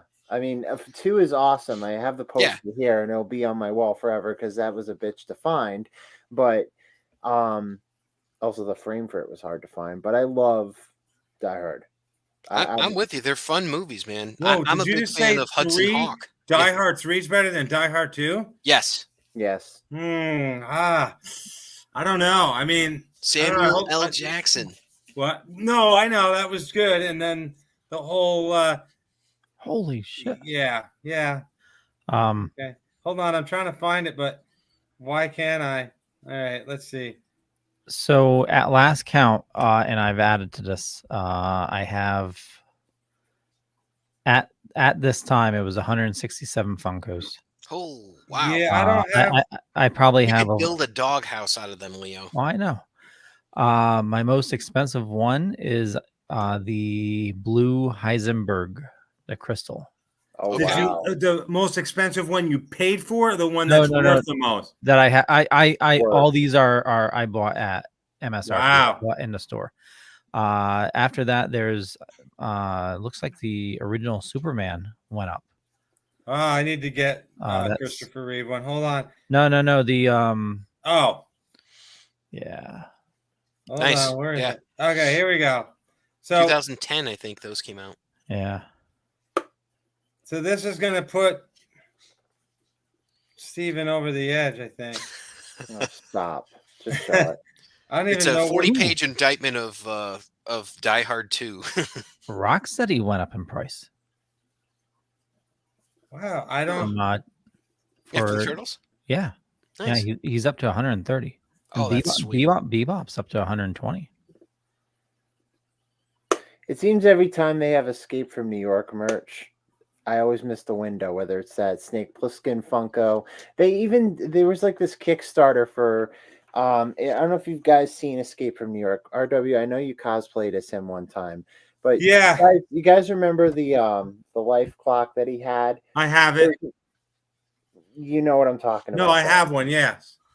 Our Kickstarter did like this thing where it's an actual digital watch and it can work with your phone. It can tell the temperature. It's like a smartwatch. Yes. But it's in the form of a, Yep. So that's sick. I love it. So I have the Snake Plissken Funko. And I paid a lot of money for it so I don't collect them, but what happened was I was at a con one time and I was cosplaying, I don't know who, let's just say I was cosplaying Shaggy. And I saw the Shaggy Funko for $10 and I'm like, hey, that'll be cool to have this Funko that I cosplay. So then I'm like, hey, I'm going to start getting all the Funkos I cosplay because that, then I can go, hey, here's me, I'm cosplaying this or whatever. So I started getting them. And I was like, do they make a Snake Plissken? And I'm like, are you kidding me? They're this much? So like at that time, they were like $450 on eBay. And I'm like, I am not spending $450 on eBay. So I kept, looking for one. And there was, somebody from China had one or something. And it was like starting bid was like $99. So I'm like $100. And so next thing I know is like up to $130. I'm like $150. And it's up to $175. I'm like, I'm out. So then I waited. And another one came up that was like $99. So I'm like $100, and then boom, boom, boom. Like I'm out. So finally, and I forget how much I paid, but I think I got one for maybe $150 or whatever. So I actually have one because I had to have it. I had to have the Snake Plissken because I cosplay him, and most of them I would look at were selling for anywhere between $250 to $500. That's awesome. And I was able to get mine for $150, which is still way more than I want to pay for a freaking Funko Pop. But I have one, and I was trying to find a picture, but I thought I posted one on Facebook, but for some reason I can't find it on my phone. Is it in box or is it out? It's in the box. I would never buy one out of a box. I bid on. So now you're better than me. No, I bid on 2 from China one time One was an Elvis Presley and one was an Ace Ventura. And the listing said, you know, blah, blah, blah in box. And I went click buy. And then after I bought it, I went through and I looked at the description. That wasn't the thing that says in, you know, like when you click on it, it's like blah, blah, blah. And then you go to the description to see what it says. It said no box. And I went, WTF. So I texted the people and I go, your listing says box, but then I looked at the description. It says no box. And they go, you valued customer, we give you box. And I'm like, okay, cool. So the thing shows up with no box. And I go, you said there'd be a box. And they're like, it says no box. And I go, you said you'd send a box. So I got eBay involved. They refunded my money. And with the money that I got refunded on the Ace Ventura, when I was able to find another one with a box. So I actually have an Ace Ventura in a box and one not in a box. But I have... We put you box. You pay us now. Yeah. Oh, my God. So I have John Bender from like a glove. Like a glove. Hold on. Captain's log, stardate 23.9, running up to the nearest decimal point. We've traveled back in time to save an ancient species from total annihilation. So far, no signs of aquatic life, but I'm going to find it. If I have to tear to this universe another black hole, I'm going to find it. I've got to, mister. Anyways, so I have an Ace Ventura, a John Bender from Breakfast Club, a Shaggy, a Seinfeld, John Nada. So basically all the people I cosplay, I try to get a Funko Pop for. What blows my mind is they don't have the Blues Brothers yet. Are you kidding me? They don't have anything from the Love Boat, anything from the Dukes of Hazzard. They don't have an Ernest P. Worrell. And I'm like, yeah. You know, there's so many of them that you would be like, duh, no brainer. Why don't you have these? And then there's some that you're like, why would you even waste plastic on this Funko Pop? No one's going to buy this, you know? I thought they had Blues Brothers Funko. I do have Dan Aykroyd Funko from Trading Places where he plays the drunken Santa. Nice. That's awesome. Yeah. So I want a Dr. Detroit because I cosplayed him, and there's not a Dr. Detroit out there. So yeah, I mean, I've cosplayed. Then the dad from My Girl. I mean, yeah, I've how about the Basamatic? 50 people, and I have maybe 32 Funko Pops from the ones I've cosplayed. I did pick up the Thundar the Barbarian, Ukla the Mock, and Princess Ariel because I knew those were going to be hard to find, and a couple others. Like a Pee Wee Herman, because at some point I'm gonna probably cosplay him. And I got the Jack, whatchamacallit from The Shining.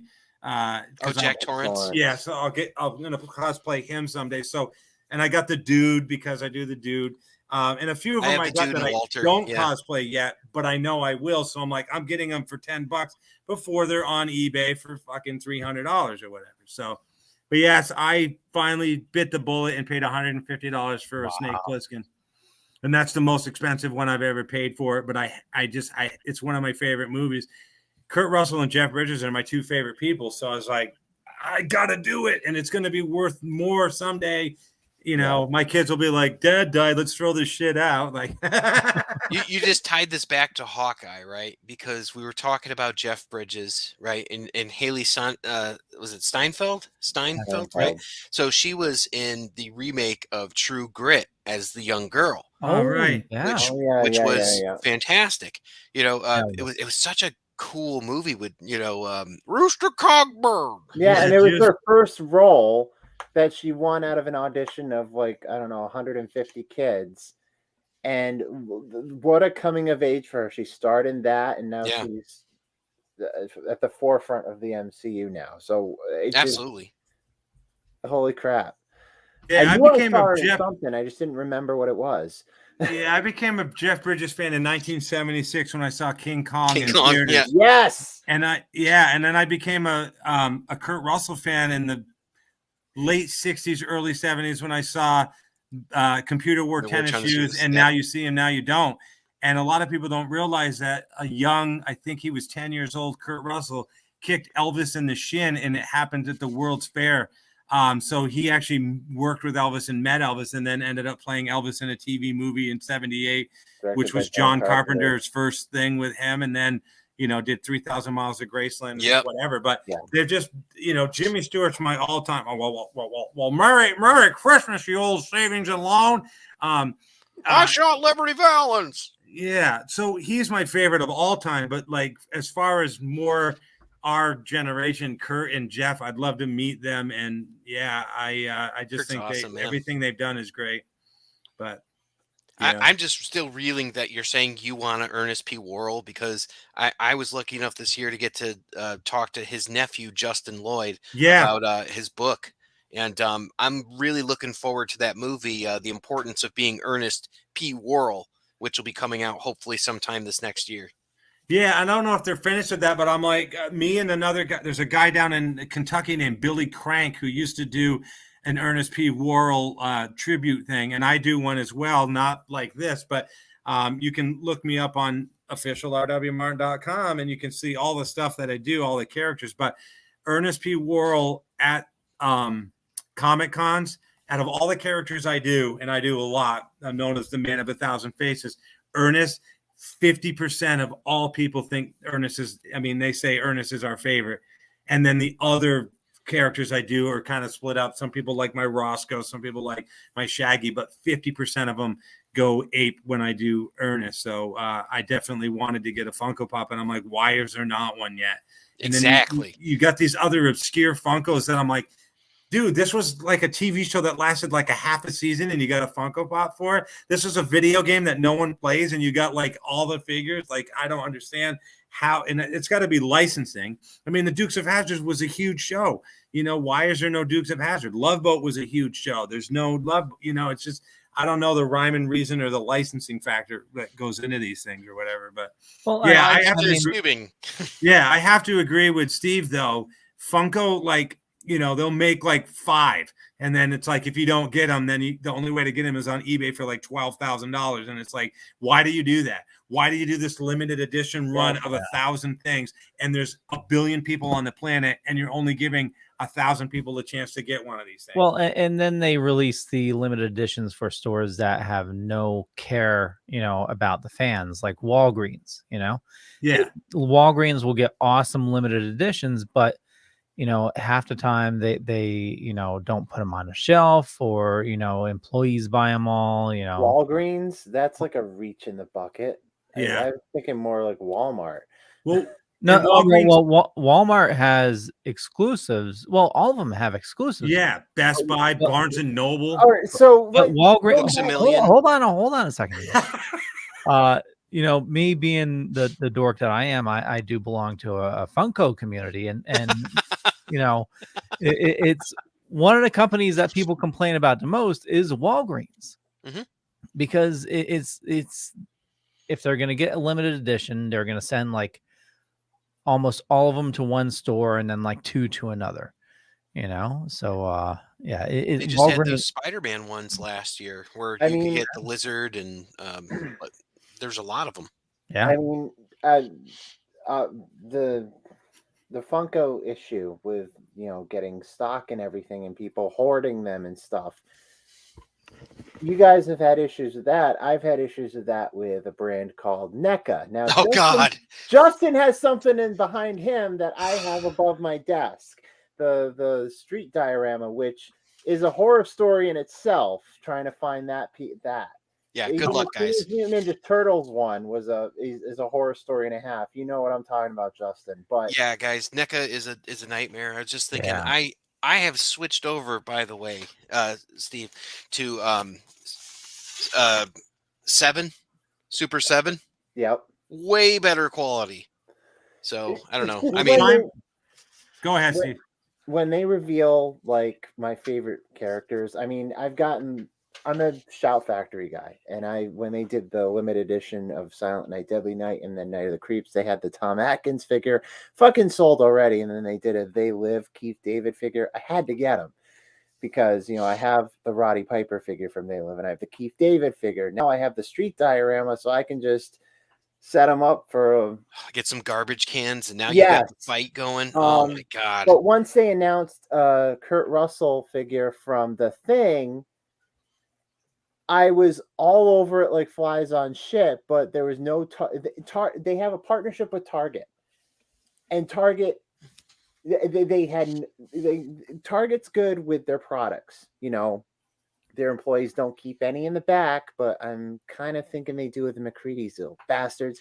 But, I used to run a Target in Connecticut. They absolutely do. Yeah. Now, is this for Funko, the thing, or some other company? No, this is NECA. Oh, okay. NECA. Check out NECA, and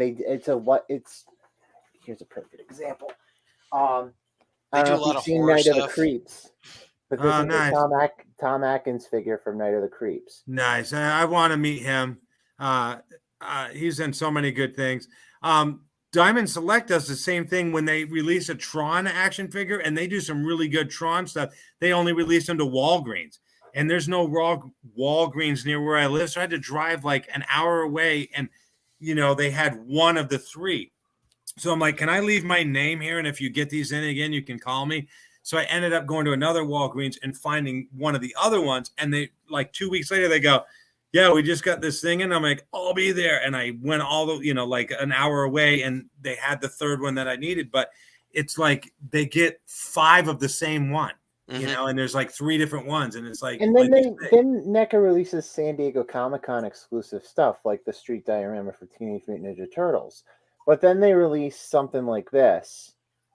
John Connor on the motorcycle. Yeah, I was one of the lucky bastards that had to pick this one up, but.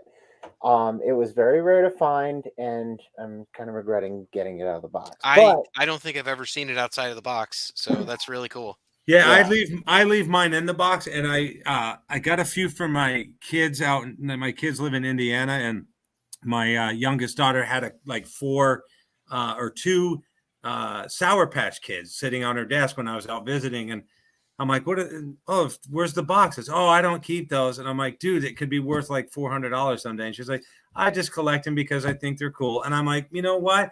You do it your way, I'll do it mine. So I found a couple rare ones, and I sent them to her, and I go, if you take them out of the box, save the boxes. It all depends. Yeah. Like I have some that are signed. Like I have Jack Skellington signed by, I can't think of Chris Sarandon. Chris Sarandon, right? That's always going to stay in the box. Yeah. But I have like R2D2 dressed up like a reindeer and Chewbacca and Christmas lights. That's just decor. Yeah. Super 7 brought back Muscle? Yeah. I mean, that's kind of fun. But those are Masters of the Universe Muscle. I told my girlfriend Tracy, I said, I'm going to sign the back of all my Funkos. And then when I die, you can sell these and say, RW signed these before he died, and you'll have a piece of RW history. And she's like, why would you sign them? I do have one signed by Kevin Eastman, I think. Oh, that's cool. But that's also staying in the box. Yeah, I'll have to send you guys. Oh, nice. That looks like the old figures that came out in like I know. 1987. Yeah. They had, the phaser in their hands. I have a bunch of those in a box in a closet somewhere. Well, you should take pictures and send them to me. Because I want to see them. I will do that. You probably have like the Ferengi and Jordy in the red shirt. Are they worth something? They are not. Star Trek stuff, it's like if it's rare, like it's like there's a market there, but it's a market only for Star Trek fans. Oh, okay. So if you zoom in on that, Steve, you should be able to see Snake on the pile there. I'll take your word for it. No, I just sent you a thing. Yeah, I got it. So I'm trying to get the vibe of Super 7. Like, these are really cool. They're not worth $17.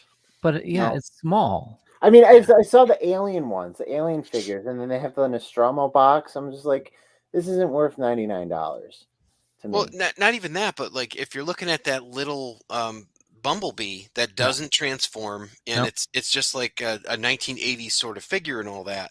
It's cool if you leave it in the box and you hang it up and all that, and it's like, oh, it's a full experience. Or it's cool if you get it as a gift, but you're going to pay $19.99 for this? No, it's a $3.99 at best figure. Yeah. I mean, I buy a lot of figures, guys, so it's like just the fact that I can't pull the plug on that. It's no, the if I find the NECA McCready, I'll be happy. But the one that they're announcing that's coming out next month, Loomis and Myers together. Now it's the first time a plastic version of Loomis is coming out for NECA since they had that very rare diorama of the Myers house, the front of the Myers house, and Loomis is standing there and Michael's like on the side. Well, you let me know, because if I have to check out here in Illinois for you guys for anything, we got plenty of Walgreens. So there's Walgreens. Two things. You've heard of the Myers house in North Carolina, right? I haven't, no. So in North Carolina, look it up. The Myers house. Somebody built an exact replica of the Myers house, and you can go stay there. I think it's like a bed and breakfast. Oh, crazy. And it's exact in every detail or whatever, but check it out. Oh, those are cool. But yeah, the Myers house, North Carolina. If you're really into that, you could go down there and do a photo shoot. And you have the special edition Weird Al. I have that one as well. I'm Weird Al's coming on tour, and I just don't have the money. But I met him. Leo? Is this what you're talking about? Yeah, there's two versions. There's this version, which the general public can get, but then San Diego Comic-Con released one, which is Teenage Mutant Ninja Turtles, and it has the Channel 9 logo. It has some Teenage Mutant Ninja Turtles graffiti on there, and then it has the backdrop Teenage Mutant Ninja Turtles animated TV show style. So there's two versions of it, but the TMNT one is very hard to find. See, this is something I would buy, but it's $120. Yeah, look at the dimensions on it, Leo. Look how tall it is. Quarter scale. Well, it's huge. Like it's a big box. Yeah. So that's that one. So you can get the regular NECA Turtles right now if you want, but you're gonna pay like $100 for a 2-pack because it's already on the secondary market. I got mine at Walmart for like $20 each. So yeah, if you can find them, but they're gone now. Yeah. Yeah, no, this was months ago. So it says package height is 18 inches, but what's the character height? Probably 15, if not Really? 16. Yeah, he's tall. I've seen these in FYE. They're pretty huge. Well, that might be worth it. Yeah, Leo, type in when you got the room. Go for it. They got a Hooper one. I don't have the room. Leo, when you get done looking at figures, type in the Myers house and pull that up. But it's pretty cool. And speaking of Dr. Loomis, this is going way back, and I don't think anybody's ever really heard of this, but it's an old movie called Race for the Yankee Zephyr, starring Donald Pleasance. Oh, wow. Yeah, if you haven't, there it is. See, check it out. So someone in North Carolina rebuilt the house. I'm actually live in Haddonfield, Illinois. No, I'm just kidding. That's funny. It doesn't exist. It's like Shermer, Illinois. It doesn't really exist. I just realized we're at 2 hours, so we should wrap it up. Wrap it up. Nobody remembers the Thunderbirds. Never mind. No, it wasn't the 70s. Come on. Was that the Fabulous Thunderbirds? Yeah. Yeah. Jimmy Vaughn. Yeah, I remember him. Anything else you guys want to bring up before we wrap it up? Yeah, I have a question. Leo, how is going back to the theater again for Spider-Man? I loved the movie. I mean, I went to the theater for Ghostbusters just several weeks ago, and it was just me and one other person. When I went this time, it was actually, I'd have to say the theater was maybe a third full. Mm-hmm. There's quite a few people in there, and 2 people sneezed. So like the last 30 minutes, I'm watching a movie like this. But you bought every seat around you, so you. Yeah, I bought. It was me and a friend that went, and I bought 4 seats. So there were no seats behind me. I bought a seat in front of me, and 3 in our row. You're kidding. No. You're serious? You bought that many seats? Yeah. Wow. I wanted a buffer. Yeah. And the funny thing was the seat I bought in front of us, somebody stole. Yeah, I don't know, man. I've been seeing movies since last year, and granted, I'm in a very different area than you guys are, you know, in terms of like population and stuff like that. Yeah. But it's like the last movie I saw was Bloodshot, and then I saw like in 2020, and then it was like, okay, in June or July or something like that, they're like, oh, they're re-releasing Jurassic Park and stuff, and I'm like, I want to go see that, so let's go back to theaters. So I've been going back to theaters since 2020. Oh So, wow. Yeah, But like it's just a different thing, you know. Yeah, how packed is the theater? Depends on the movie, you know. Like in a lot of the times, I'll go late with my buddies after we get out of work. We'll go to like the 10 o'clock show or something like that, and catch it and then we'll do a review for like Geek Life. But I mean, I know I think it's when you go opening week, it's going to be packed. You have to count on that, you know, and that's always going to be a thing. But I mean, I saw like was it like a 10-year anniversary of Coraline, you know, with the kids and all that. That was great, you know, and it wasn't super packed. There was like just enough people in there to make it worth their while, but you know, it wasn't super packed. Yeah. And my suggestion, if you're that like concerned about it, why don't you bring something to wipe it down, like some wipes and stuff, and you can keep your mask on the whole time if you want. I wasn't concerned about it being wiped down because when I went to go see Ghostbusters after the theater, I saw the crew come in. Oh yeah, So I'm sure they're good at cleaning, and we were in the first showing for the morning, so I'm sure it was clean. Yeah. It was just, you know, somebody, you know, 2 seats away that sneezed. That was like, okay, there's stuff in the air. The last movie I went to see in a theater was the last movie I went to see in a theater, meaning I don't know if I'll ever go to a theater again. And I don't remember what movie it was, but it was around the time that the first Halloween, not the first Halloween, but the first new Halloween came out. What was that? 2018. So maybe 2018, Mm-hmm. maybe 2019. There was something that came out. I don't remember. No. But I was sitting there with Tracy, and there was a mother and 2 daughters sitting behind me, and one of the girls kept kicking my seat, and I kept doing this, and then they kicked it again. So they're actually on this side, whatever. But I kept going. And on like the 3rd time they did it, I literally turned around and I said, kick my seat one more time and I will break both of your legs. And then I finished watching the movie, and they never kicked my seat again. And when the movie was done, they literally got out of the theater before I could stand up, and it was probably a good thing. But I can't enjoy myself at a theater because someone's either kicking my seat, talking about stupid shit, they're on their phones or whatever. And I'm like, why are you even in this theater? You know? And so I can't do it. The anxiety and the like urge to kill.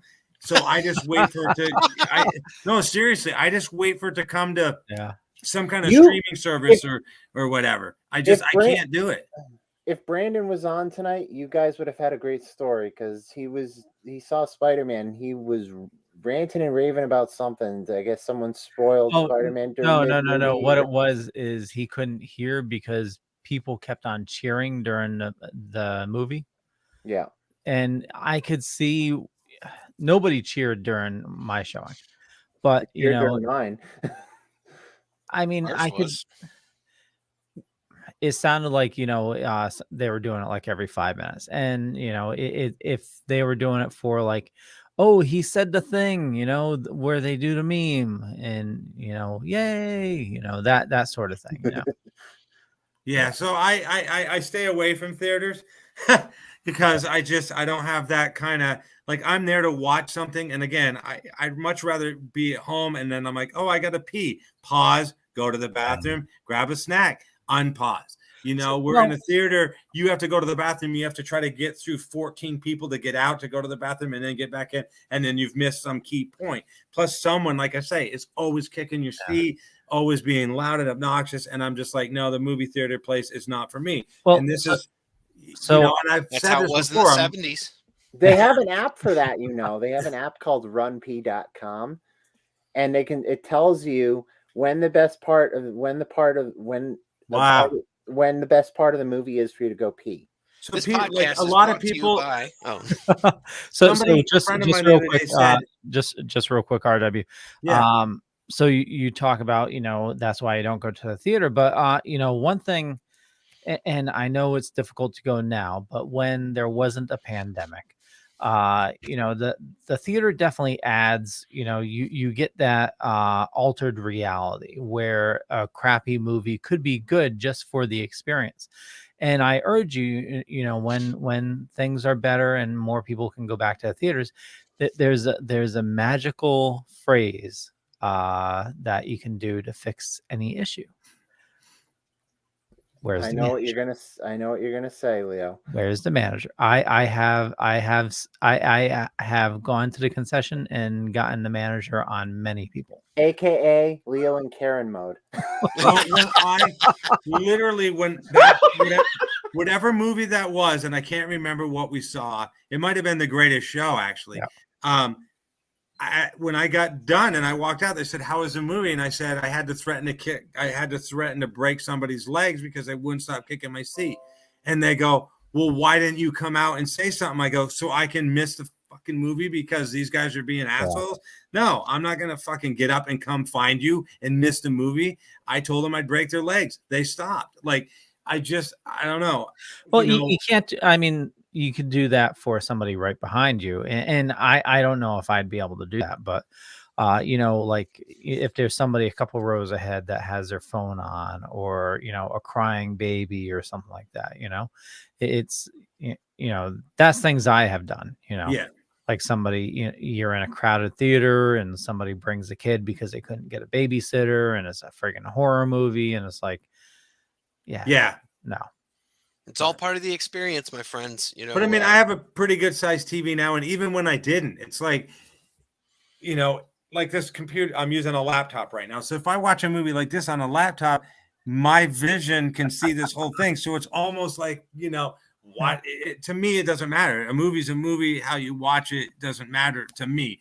And like, I have headphones that like will sound better than any surround sound system you can ever have. The last one is Sonic the Hedgehog. Like when I play Battlefront and somebody walks across gravel, you can like hear these people walking across gravel. Like the headphones are so insane, and it has, I don't know, it's like right here is your sound, it's like coming inside your head. But yeah, I kind of love, I used to love going to the theater. I worked at a movie theater for 7 years. And I would do private showings at night of, with me and a couple friends and watch the movie. But when you got, a bunch of people, like you say, cheering and clapping and yelling and screaming and freaking kicking seats and talking about stupid stuff, I'm like, dude, I don't need to go to the theater anymore. And somebody said, well, in our lifetime, we'll see theaters close down and it'll just be streaming. And I'm like, I'm okay with that.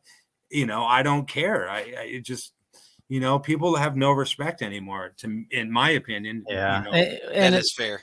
It's definitely gotten worse where, people have forgotten how to act with other people.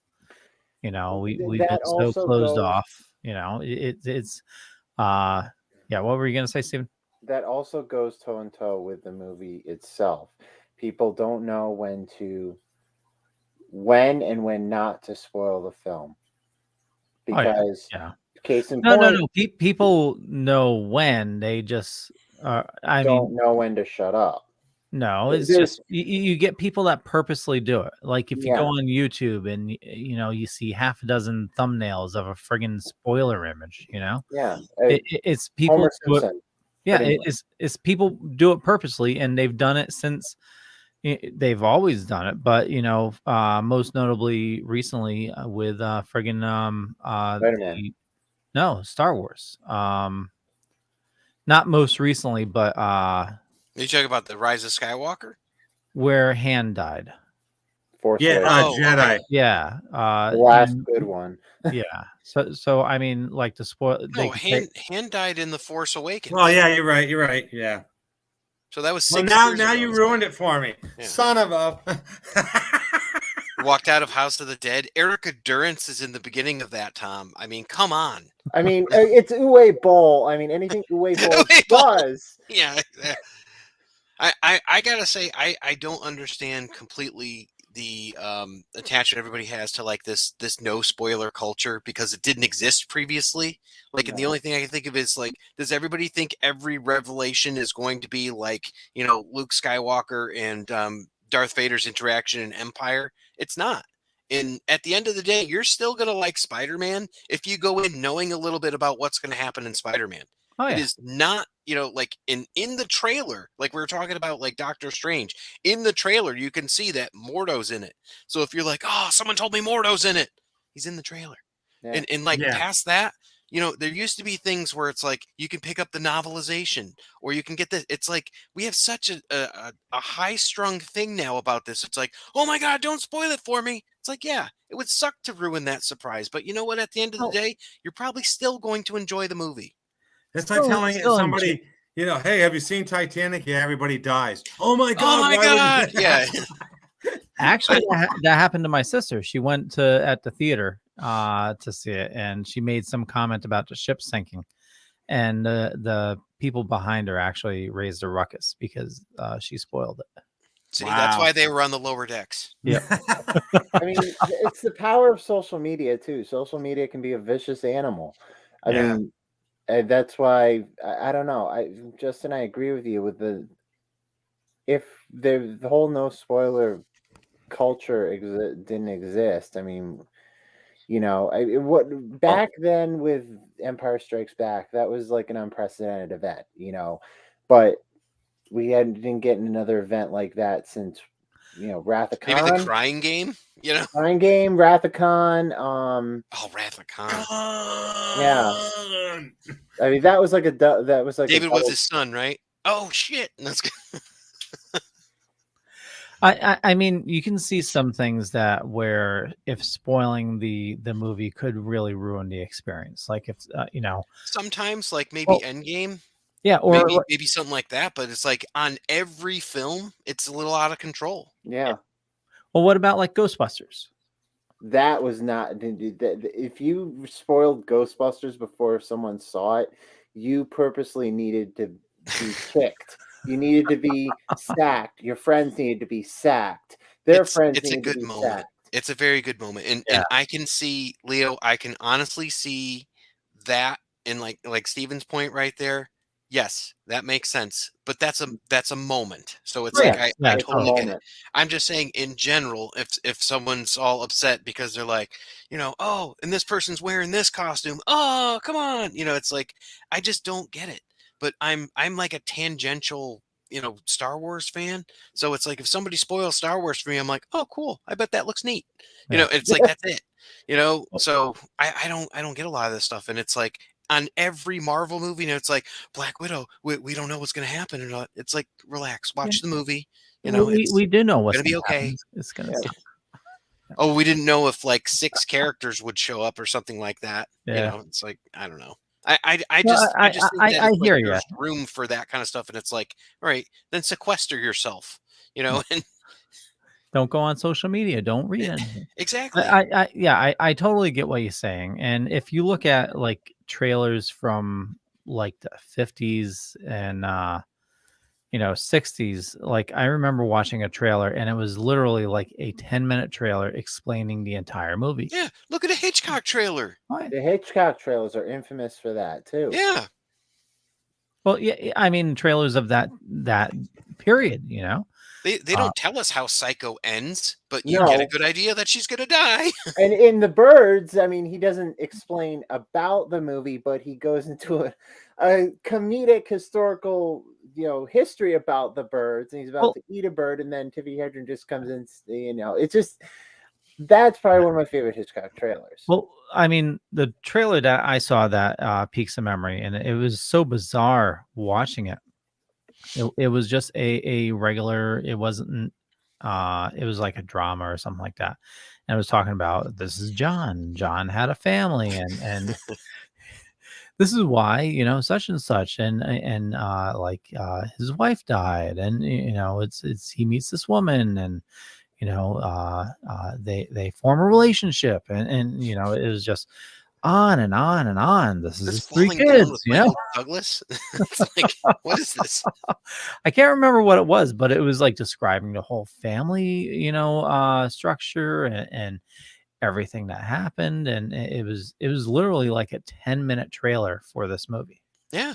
And that's the thing. We don't have that anymore. Now we've got shorter attention spans and sound bites and 2-minute maxes on these things. Yeah, and big fan events where people camp out of a fucking theater for an entire day just to see a 2-minute trailer. Well, and false trailers too, with things taken out or filmed out of sequence or not even into film. My favorite ones are the one that go coming soon, and it shows like a silhouette of something, and it's like a movie so powerful, and then some very far scene that you don't even know what's going on. The movie of the year, and then it shows like a car driving, and you're like, okay, and it's like coming 2050, and you're like, I don't even know what the hell this is because you showed me nothing. Like those are the ones that kill me even more. It's like, there's no tangible stuff in this trailer that makes me want to see this movie because there's a car driving down the road. I thought you were going to go the South Park route. Doctor Strange 2, The Multiverse of Madness will not be seen tonight. Oh, geez. Yeah, the Terrence God. special. But I never watched South Park, believe it or not. But there used to be a show on in the 80s, maybe, called Not Necessarily the News, which was on HBO. And they did this thing. They're like, from the creators of Commando, the director of Cobra, comes nothing of importance. That sounds like Kentucky Fried Movie. It's just like this whole buildup, and then it's like nothing of importance. And I'm like, oh my God. I just like to point out that the creator of Commando actually wrote Batman The Long Halloween, which is my favorite Batman story, and Teen Wolf. So there. All right. Oh, Commando was a good movie. Well, Commando was a movie. I mean, yeah, it's a movie I enjoy. I'm a Schwarzenegger. Use the knife. Use the knife, Bennett. I just have to say I'm still pissed at Twister about the missing tire from the trailer. Oh my God. But people complained at that time, and he threw it in one of the Jurassic Park movies. There's like this random tire that pops up, In 87, 88, 89, 90, somewhere in there. Schwarzenegger did not 70s. Yeah. Schwarzenegger did a 50-state tour because he was the president of like United States Fitness or something. And he came to Berlin, Vermont. And my friend and I drove up to try to meet him. And we were at the airport as he was getting on his jet. And like, I saw him from like 6 feet away or whatever. And I'm like, he's not so big. He's like this big. He's 5'11". I could take him. His hands are freaky small too. Yeah, I got some pictures somewhere that a friend of mine took because he got on the plane so fast I couldn't get any. But he got on the plane and not the chopper. No, he got on a plane. Yeah. But, that explains the video I saw of him at a bodybuilding competition in South Africa 2 years ago, and he was signing autographs, and someone tried to drop kick him, and he fell down but got back up. But the guy got arrested. I was just like, that's so I didn't meet Schwarzenegger, but I was standing like 6 feet from him or whatever. He just literally got out of his limo and went up the plane, waved, and then that was it. But yeah, I'm like, you're not so tall. Well, before we hit 3 hours, I'm going to close this. Wow, come on, man. Great show, guys. Yeah. This has been a blast. Justin, thank you so much for joining us. It's always a pleasure having you on. And you just add so much to the conversation, my friend. So much nerdy Star Trek talk and action figure goodness. Yeah. So, Justin, where do you like people interacting with you? You can find me on Facebook, Justin Cooper. I am usually poking around the Dorkening network. You can hear me on the upcoming Comics Paradox on the Dorkening network with Leo and Powerful Brandon, and also on the Dork Night, which is upcoming as well. Find me on Geek Life HQ. We just hit our 100th episode. We're actually on 101 now. And the Epic Tales from the Sewers Ninja Turtles podcast. Awesome. RW. So if you haven't already, go to Amazon and get my book, Life Inside My Head, A Scattered Tale Living with ADHD Ramblings by R.W. Martin. You can find me here at officialrwmartin.com. Links to all my social media, links to my Internet Movie Database page, links to who knows what. Like, I don't know. It could be who knows what. But yeah, check me out. Hopefully, if you find something that makes you laugh, then I've done my job as a comedian. And I just want to take this last second to wish everybody who's tuned in and my 3 awesome co-hosts happy holidays, Merry Christmas, and exciting new year. And hopefully there's a lot of good things coming in the new year for all of us. So have a good one. Well said. Well said. Steven. You can follow Super Retro Throwback Reviews on Facebook, Twitter, Instagram. We have 2 shows, Super Retro Throwback Reviews, The Audi Files, and CSI The Vegas Files. Both shows are on the Dorkening Podcast Network. Season 4 of CSI The Vegas Files launches in January, and episode 176 of Super Retro Throwback Reviews, The Audi Files comes out on Monday, where we do our best of the best and worst of the worst of 2021. So definitely check that out. Check out our Patreon. Patreon.com/Super Retro Podcast. The links are in the show notes. You get a bonus episode this month, and we talked with the director of New York Ninja, probably one of the prime example of film where a director takes a 30-plus-year-old film with no sound and restores it as his own and adds, legacy actors and has them dub the voices.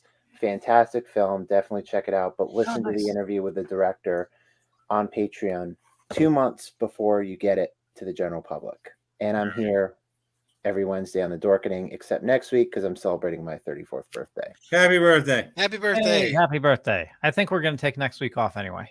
It's happy birthday. The hell with you. Thank you everybody for joining us, and just where to find me. But check out the Dorkening, check out these awesome people. That's all you need to know. And with that, we'll catch you guys there. Bye.